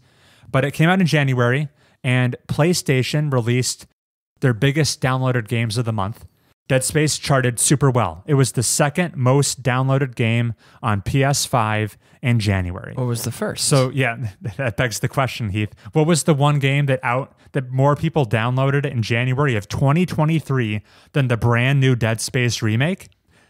It was GTA 5. Oh. GTA 5 in its 112th month on the market was downloaded more often than Dead Space Remake in its first month on the market. How much of that is inertia? I think if we took global sales across all platforms, Dead Space Remake probably sold more in January. Uh-huh. But just in this one use case of PlayStation downloads in January, the fact that GTA 5, 10 years on, could outsell a brand new release is just ridiculous. Like, it must be so hard to make and sell a video game when you have to compete against specters of a decade ago that are still gobbling up sales. Like, it's 10 years have gone by. Who wants GTA 5 that hasn't already purchased it? People that were born the day it came out. Just a new generation of adolescents I'm- age up every My year, I mom guess. said I could play it now because I got good grades It's just on my midterms. no other industry has to compete with legacy products from 10 years ago, like in the way that video games do. It's just such a weird factoid to me. So that was cool. Moving on, I've got more news. More news. I just want to give a shout out to Creative Assembly. We're a year. Makers of Total War is what they're mostly known for. We're approaching the 1-year anniversary of Total War Warhammer 3 coming out. A game I have not yet gotten to, but I just wanted to highlight how consumer forward Creative Assembly is being. So this little sub-franchise of Total War, the Total War Warhammer games, of which there's 1, 2, 3. I'm picturing in my head what I'm supposed to be picturing in my head when you say Total War Warhammer 3, right? I hope so. Are you picturing Midnight Suns? It's the strategy. Yeah, I'm going to romance the Cathay. Yeah, Cathay. Yeah. This game came out a year ago. Okay. The piece de resistance, It's the second time that's been said this episode. the crown jewel promise, Immortal Empires. It's this super cool mode that if you own all 3 games, you can play on a mega global map with all factions, all duking it out in the biggest mosh pit ever, the biggest Total War campaign ever conceived in the franchise's 2-decade runtime. Oh. That was the big pie in the sky promise when they first, and I remember Chris in spring of 2015, the very first Total War trailer came out for Total Warhammer. And this was their promise. They said it was like their decade roadmap. And they finally delivered on it with Total War Warhammer 3. Yeah. It's been in beta for a while. The Immortal Empires mode, which combines everything. And just last week, Creative Assembly released this dynamite trailer, kind of the coming out party. The mode is leaving beta. It's fully released now. Awesome cinematic trailer. I've rewatched it maybe half a dozen times. It sparks some emotion in me. Oh. Seeing Carl Franz bring everyone together around the round table. Been a long time coming. Order Tide. But the cool... Sorry, Carl Franz is ordering Tide? What, is he doing laundry? So what... Order Tide, this was just a reference for the people in the know. When you get into a late campaign of Total War Warhammer, the endgame state is Chaos Invasions. Right. And The 4 Chaos Gods. And to survive, the factions that are aligned with order, quote unquote, which is like the Empire, the Elves, the Dwarves, Yeah. they all kind of organically form this mutual alliance to preserve themselves against the endgame Chaos Invasion. Right. And when the factions of order align, it's called Order Tide. Sure. Yeah, that's what I was getting at. Anyway, that's neither here nor there. The consumer forward move Creative Assembly did is to celebrate this big game mode, this big promise coming out of beta. Woo. They're giving it away to anyone who only owns Warhammer 3. Oh! You no longer need to own all 3 games. That's amazing. Anyone can hop in. They've Even made me. They've streamlined the process very much so. Even you. So just hats off to them. Also, what a value proposition. Yeah. Like the trailer, which is kind of lengthy. does a good Rovio's jo- going to discontinue this next. No one will discontinue this, hopefully. But the mode is kind of like, yeah, they really accomplished what they set out to do. There's a decade of content represented here, and it's so diverse. It's so cool. Seeing the Tomb Kings battle the sneakers. the Ogre Kingdoms, the Skaven. Everyone is here. They've got like 100 Legendary Lord playthroughs you can do. That's so many Lord playthroughs. It's so many. And talk about coincidences. I've said this before.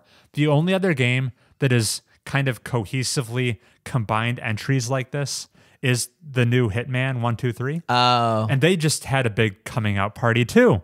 Also consumer friendly, where if you've never touched a Hitman ever before, I have. and in the year 2023, you buy Hitman 3, you just get Hitman 1 and 2 now. It's all rolled in together. I should have waited. They rebranded it. I think there is no longer Hitman 1, 2, or 3. They were delisted, kind of like Angry Birds. Wow. It's just called Hitman World of Assassination. Agent 47 literally killed those games. But now they all live together under one package. Under one disguise. They also added, free of charge, Hitman is a roguelike now? There's a new mode. It remixes things. So if I grab some gear in this mission, it carries over to the next mission? It is like permadeath. You're building up. There's objectives That's to not fulfill. roguelike. No. It is. You unlock some things. I haven't played it, so I can't speak to it in detail. I just wanted to highlight how Creative Assembly and IO Interactive have been super charitable to their Mommy offerings. and daddy. Mommy and daddy. And that's why both of those are on your list. My list. Oh, we'll get to the list. That'll be we're getting there. And this is not video game news, but I just wanted to ask you, Heath, 1 week ago, did you feel a shift as if we were entering a new era? What new era would that be? For the first time in, I think, 5 or 6 years, there's a new #1 board game of all time. Board Game Geek, the website that users can rank and chronicle board games. Yeah, we talked about it last episode. Yeah, we did. There's been a #1 board game for 5 or 6 years. It's called Gloomhaven. Oh, that's the #1? It has been. It was just dethroned. What's the game? Sorry, don't move on just yet. Sure. What's the game I've played that is most like Gloomhaven? Is it like Forbidden Island or whatever? Freaking Betrayal on the House on the Hill. It's kind of a board gamer's D&D. Right. So yeah. what if So D&D was less about telling a story and more about the tactical combat? Oh, you like that? I would like it. There's far too much upkeep in Gloomhaven for me to enjoy it. I think it should just be a video game, which... Is it like Spirit Island? Yeah. Spirit Island is probably your closest you're specking and touchstone. Yeah. Yep. Yep. But now Gloomhaven, friendship with Gloomhaven is over. We've entered a new era. It had a good run. It lasted longer than some presidents. The new #1 game. Most presidents. Oh yeah, I thought it was more common for them to have 2 terms. Somebody write in to mobiustubes@gmail.com. But yeah, the new top dog is Brass Birmingham. Hey! Yay! What game have I played that's most like Brass Birmingham? The answer to that Lancashire. is Brass Lancashire. Oh, you haven't played Birmingham. I haven't. Well, now I have. I'll bring it out for you. Oh, by the way, Bailey doesn't work tomorrow until the evening, so we're trying to stay up.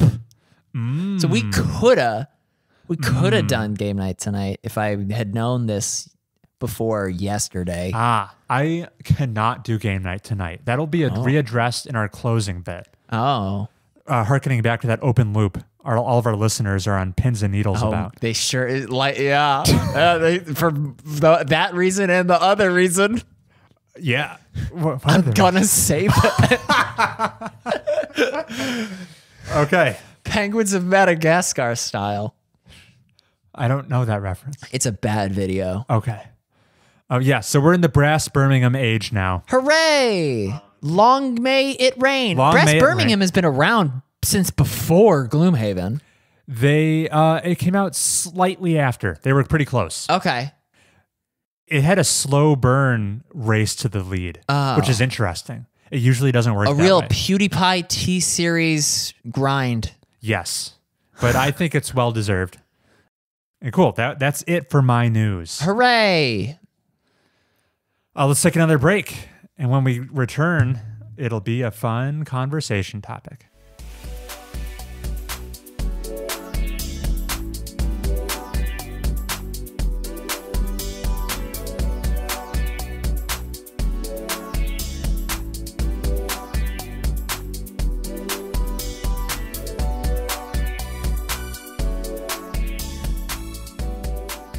There you go. All right, we're back. Hey, we're back.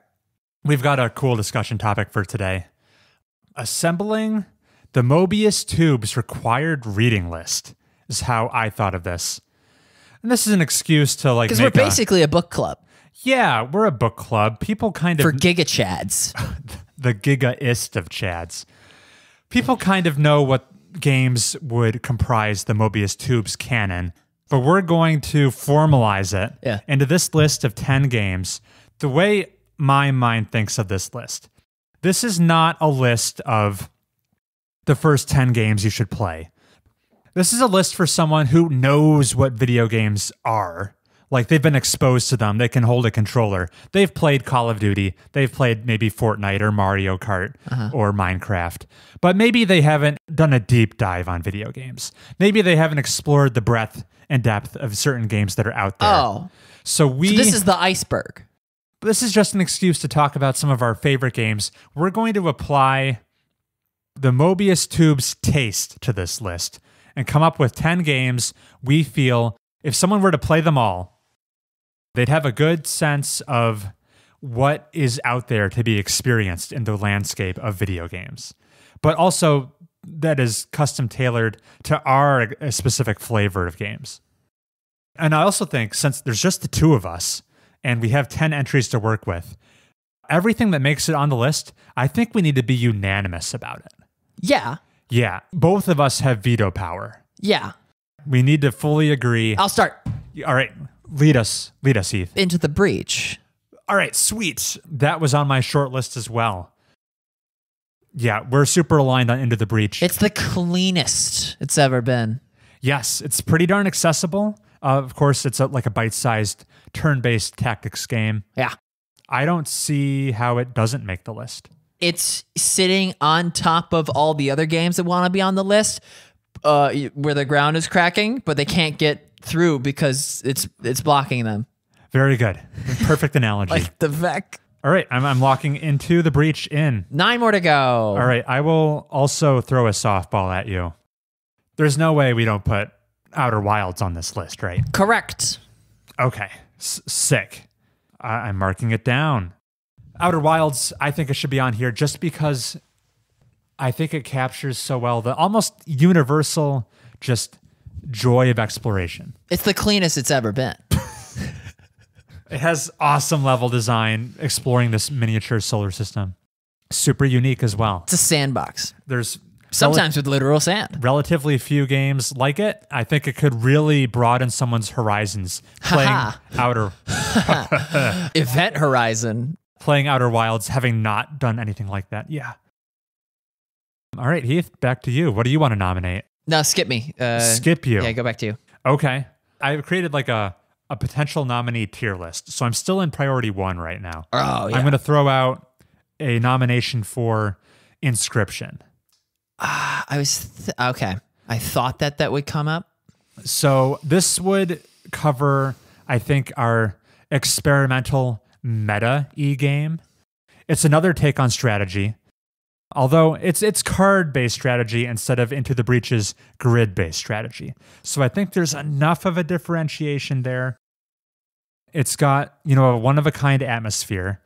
It really throws people for a loop because you're like, all right, I'm playing this card game, but wait, all of a sudden I can stand up from the table, I can walk around, and then, the game quickly evolves from there. Obviously, we're both super fond of the game, right? Leave it for now, and then it'll be the first to go. Okay. It hasn't been eliminated, but it didn't make it through the first pass either. It's on the consideration list. Yeah. All right, Heath, do you have a nomination for me? Edith Finch? Okay. So this is like your favorite story-based walking simulator. Yeah. Or narrative adventure game, maybe, to categorize it more broadly. Yeah, that's like one of my favorites of those as well. It has some powerful scenes in it. Everyone talks about the cannery level. My gut reaction is to put it in the Inscryption bucket. Don't want to cut it yet, but I want to see if we have room for it. Yeah. All right. What Remains of Edith Finch was the full title. I didn't think of that one. That's a good pull. All right. I've got 2 here that I think only one makes it, maybe. But maybe you feel differently. Is it Hades? We'll come back to that later. For the big open world entry, my 2 nominees competing for this one slot. Open world. I'm going to put forward Red Dead Redemption 2, and I'm going to put forward Death Stranding. So 2 open world games. They're pretty different. Red Dead Redemption 2, a much more conventional story. Heavy, great, long epic tale. Death Stranding, the focus is more on the gameplay and the hiking. It's still a story that will confuse and perplex the viewer. Now, do you think these games, I feel like they cannibalize each other. Do you feel differently? Or do you even want either of these on the list? Who's this list for? What's this list for? It's for gamers All right. that already are gamers. Let's say you're gaming curious, Uh-huh. but you haven't played much of the like critically acclaimed. Let's say you know Call of Duty and that's about it. And you're FIFA. curious to dive deeper. Maybe you just got a PS5 because they're available now. And you want to see what's out there. What have you been missing out on? This is a list of 10 games we really like that provides a broad sampling of everything the medium has to offer. Okay, then Inscryption should be on this list. Ooh, okay. You're ready to lock it in? Yeah, it should. For that criteria, it should. Okay. I mean, it was my nomination. I'm happy to move it into the approved We're column. not going to have 10. 10, it's tight. We're not going to have 10 without Inscryption. Okay. I'm putting it on until I hear Death Stranding versus Red Death Stranding. Now, if it were purely up to me, I lean Red Dead Redemption 2, I think. But I'm open to being swayed. I just think Red Dead Redemption 2 is maybe the more compelling game to me. That's the only reason I'm pulling for it. The story is so good. Red Dead 2 is safer. Yeah. Safer. Yes, we run a higher risk of polarizing people with Death Stranding. Although maybe that's an argument for it being the more unique game, but I am comfortable giving it to Red Dead. All right, if that's agreed upon, we've already filled up 4 slots. Would you want to see Death Stranding occupy another slot on this list? Ask me again Later. after we settle on the 9th. Okay. And then, maybe we feel differently about some of these once we get down there. All right, Heath, lay a nomination on me. The list so far is Into the Breach, Outer Wilds, Inscryption, and Red Dead Redemption 2. All fabulous games. We're going to put Hitman on eventually. I was not going to pull for it because I know it leaves a sour taste in your mouth. And we need to be unanimous on these. So I'm not going to put anything on the list. I don't think, Chris, I have ever since the Janice commented on our immortality talk, I've been working on a spreadsheet. ooh, secret topic. That's I just wanted to track the games on which we differ the most. Ooh, that's a good topic. I wanted to plot. I just have a chart where I can see like a data point way over there that's like Chris hates that game, but Heath loves it. Heath loves that game, but Chris hates it. That's what maybe call me contrarian and debate bro tactics, but I'm eager to plot out which ones are those. Yes. And try to distill what's a Heath game that's lethal to Chris. What's a Chris game that Heath would do bad things to get delisted. And that's why this activity being the antithesis of Yes. let's talk about games we both like. I'm just kind of like, it's compromise. Yeah, the list, this is inherently an exercise in compromise. Right, which is, This is the overlap in the Venn diagram. it's hard. It's hard because I'm going to end up with, It's hard because my co-host Chris's taste is so it's trash. All right, I'll throw it out here. And I could see this getting shot down because you've had a up and down relationship with it. Do you think Disco Elysium has a place on this list? Yes, because the recipient ought to see it. It's really kind of, the world's your oyster. You can really role play in that I don't game. need them to hit credits. I just want them to put their hands on it. Yeah, it's a pretty novel RPG. Yeah, Disco goes.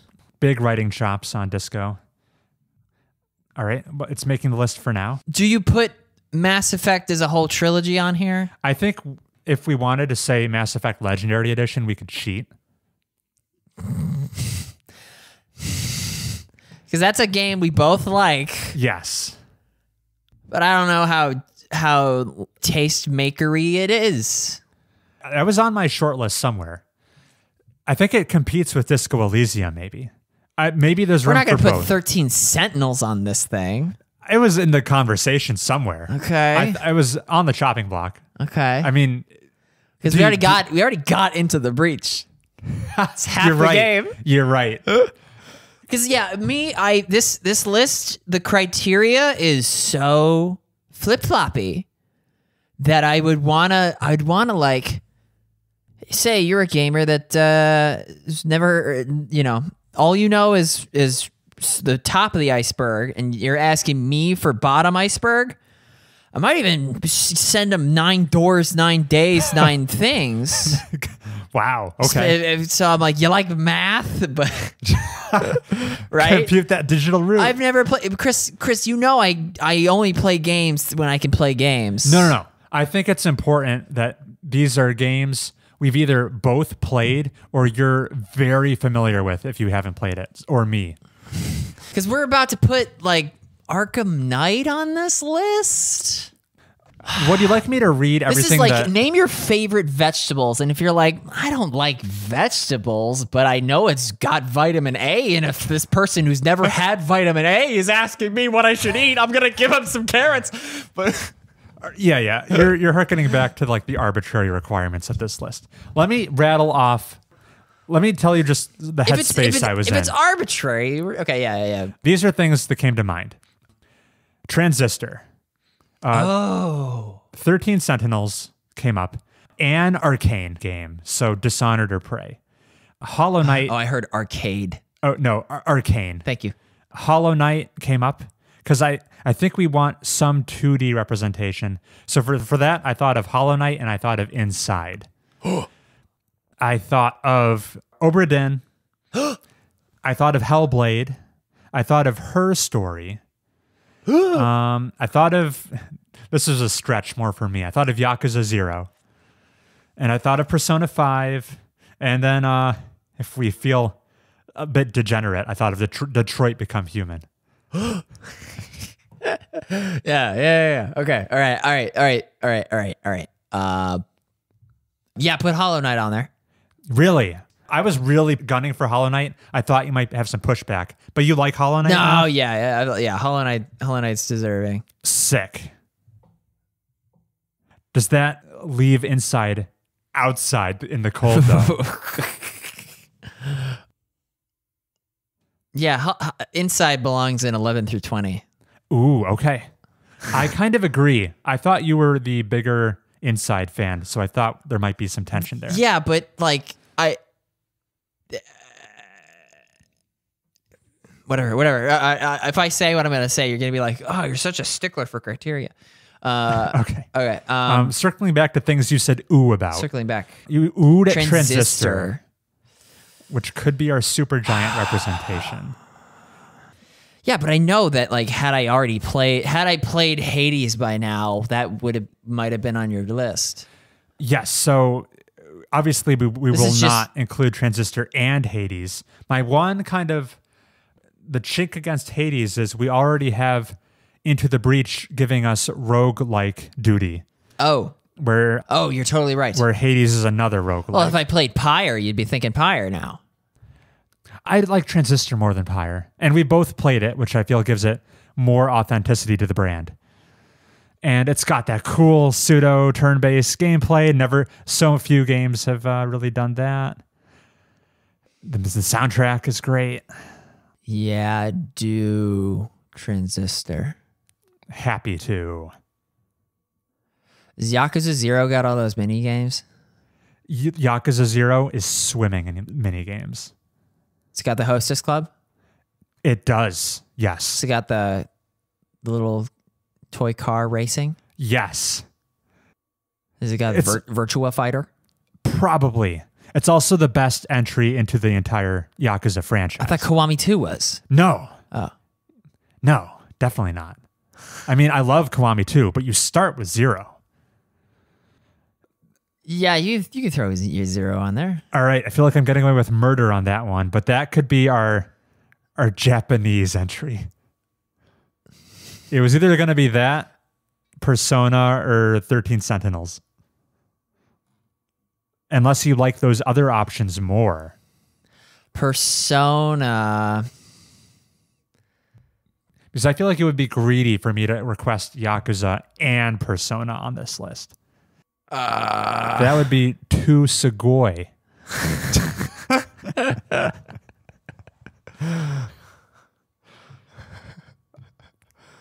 Let's come back to it. Come back to it. Okay, so there's a future showdown between Yakuza and Persona. Yeah. All right, let me read you the list as it stands right now. We have Yakuza versus Persona taking up a slot, and then we have 7 others on the list. Into the Breach, Outer Wilds, Inscryption, Red Dead Redemption 2, Disco Elysium, Hollow Knight, and Transistor. Now, that's a lot of indie representation. Oh, is it? Yeah, the only like AAA game on there is Red Dead Redemption 2. What are other AAA games? Doom Eternal.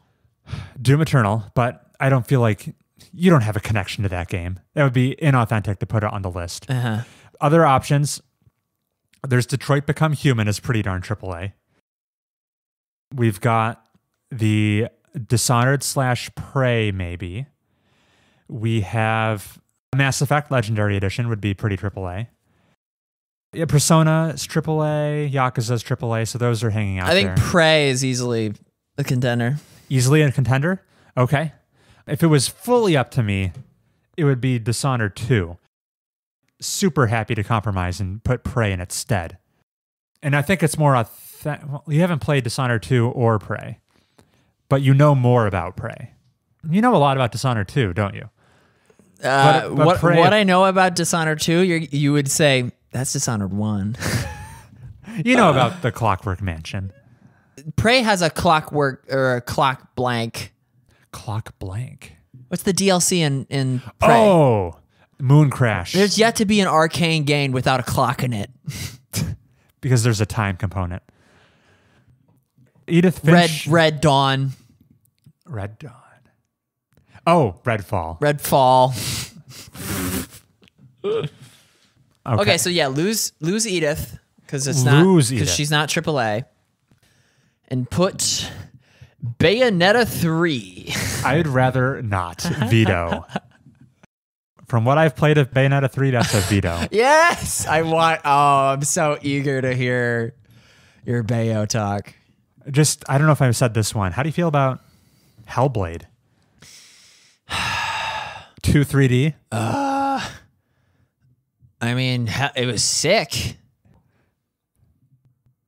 It was But sick. was it sick enough?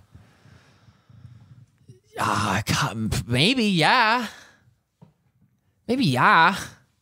And then, what were your feelings on Mass Effect Legendary Edition? Vanquish. Vanquish is cool.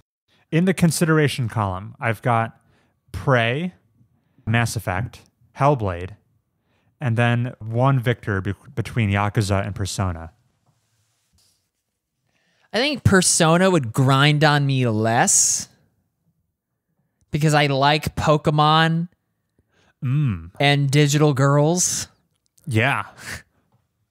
I mean, you get your digital girl fix in Yakuza in the hostess club. But yeah, but those are units. they're not women. They're more front and center in Persona, I suppose. Definitely more. Can I play this hostess thing in browser? Is there like the Pokemon? Is there a hostess showdown? Just so I can know what the gameplay loop is like. I want the vertical slice on the hostess. Gotcha. As do we all. You would want Yakuza 0, but I'm leaning more toward Persona 5 because I like the music, I like the thing, and then I like the thing. I'm happy to switch to Persona. Okay. Persona 5, ironically, we should probably put Persona 5 Royal on the recommendation list, even though neither of us have played it. This is your bit. I'm not trying to rock the boat. It's just unanimously agreed it's a superior version of Persona 5. I'll play it someday. Promise. You'll play it after I play it, and I give my take on it. That could very well be. Now, I'm surprised we haven't even had the discussion, but Obra Dinn Oh, yeah. does make it or doesn't make it because we have Outer Wilds already. A first-person detective exploration game. I want Obra Dinn on it. Okay. We already have peas. Excuse me. Yeah, it's like you're likening them to peas and carrots, but I think they're wildly different. They are different. Not to say they're the same thing or anything. That's the joke of Into the Breach and 13 Sentinels Aegis Rim being the same thing. Right. I think you would be like, no. And to that I say Obra Dinn and Outer Wilds, no. Okay. They're different. All right, then if I throw Return of the Obra Dinn on there, We only have one we're at AAA 9. game. No, because we put Persona. Oh, that's true. So we have two. I would call Persona AAA. Okay. Let me read you the 9 entries we have. Sure. Into the Breach, Outer Wilds, Inscryption, Red Dead Redemption 2, Disco Elysium, Hollow Knight, Transistor, Persona 5 Royal, and Return of the Obra Dinn. I mean, all of these bangers make Witcher 3's absence look weird. I'm fine with it since I think it plays in a similar space as Red Dead 2. Oh, okay. Big open world, heavy emphasis on the Riding story. horses.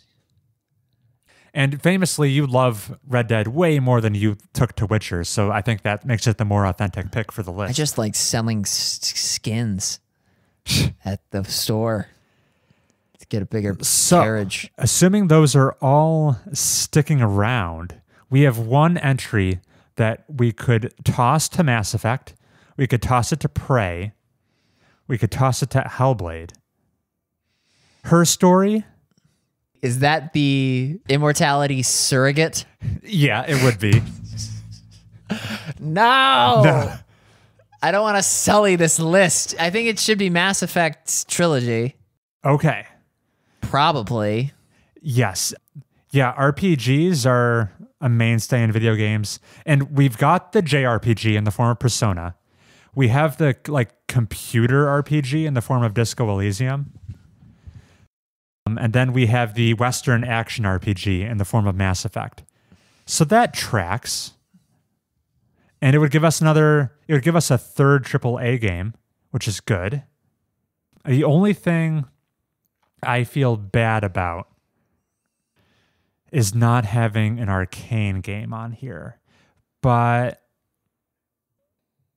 I think people get... Cut Edith Finch and put... Edith Finch didn't make it on. Just cut her anyway. She had it coming. Cut 13 Sentinels. It wasn't on the list. Damn it. I would be most inclined to... To cut Transistor? No. The two that Chris would cut... Is Obra Dinn. Is either Obra Dinn because of overlap with Outer Wilds. Okay. Or actually, I would cut Disco Elysium? Oh. Yeah, Dishonored 2 for Disco. Oh, you let me put Dishonored 2 on the list? Yeah, sure. Over Prey? Yeah, sure. You're so easygoing. Chris, yeah, okay, yeah. I'll tell you after. Okay. So we cut the DE for D2. And the favor I do for you is that we get to keep Return of the Obra Dinn on the list. That was more important to me. All right. Yeah, Dishonor is more important to me than Disco. So that means the list, as it looks right now, would be Into the Breach, Outer Wilds, Inscryption, Red Dead Redemption 2, Hollow Knight, Transistor, Persona 5 Royal, Return of the Obra Dinn, Mass Effect Legendary Edition, and Dishonored 2. And we will make adjustments accordingly 1 year from now. Yeah, maybe revisit it in 18 months or so. Boom. All right, maybe I'll include that in the description of the episode.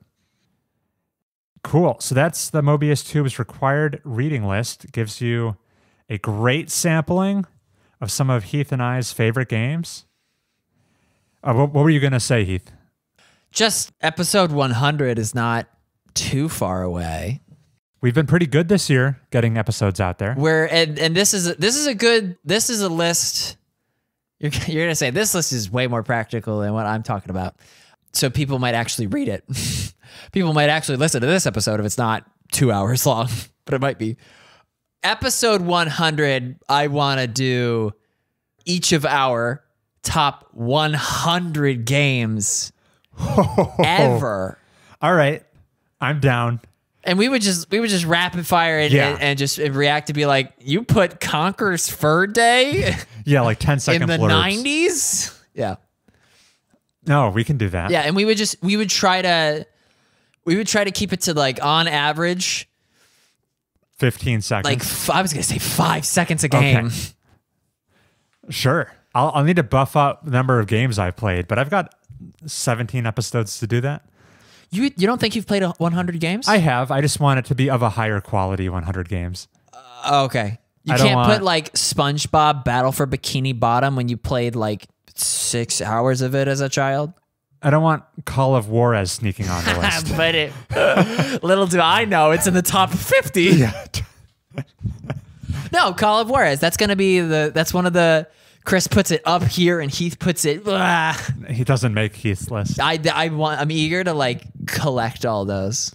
Collect the Chris guilty pleasure games. I wanna put the friggin' Camel's Back Breakers Hall of Fame, which is gonna include Immortality, The Fall, just all the Okay. games where we ebb and flow like crazy. The big pop off. I'm eager to be like, yeah. All right, let's close out this episode. Yeah, we're done. So the reason I can't do game night tonight, and the reason I kept moving up this recording, is because I have a date tonight. Ooh. That she was picked up at a bar. Oh, gross. But not by me. Okay. By my mom. Oh.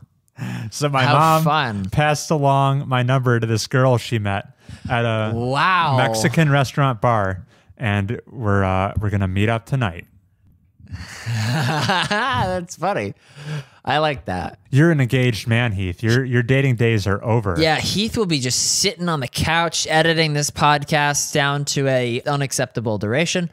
If you want to give Chris your number, write in to mobiustubespodcast@gmail.com. Yeah, I sure love that.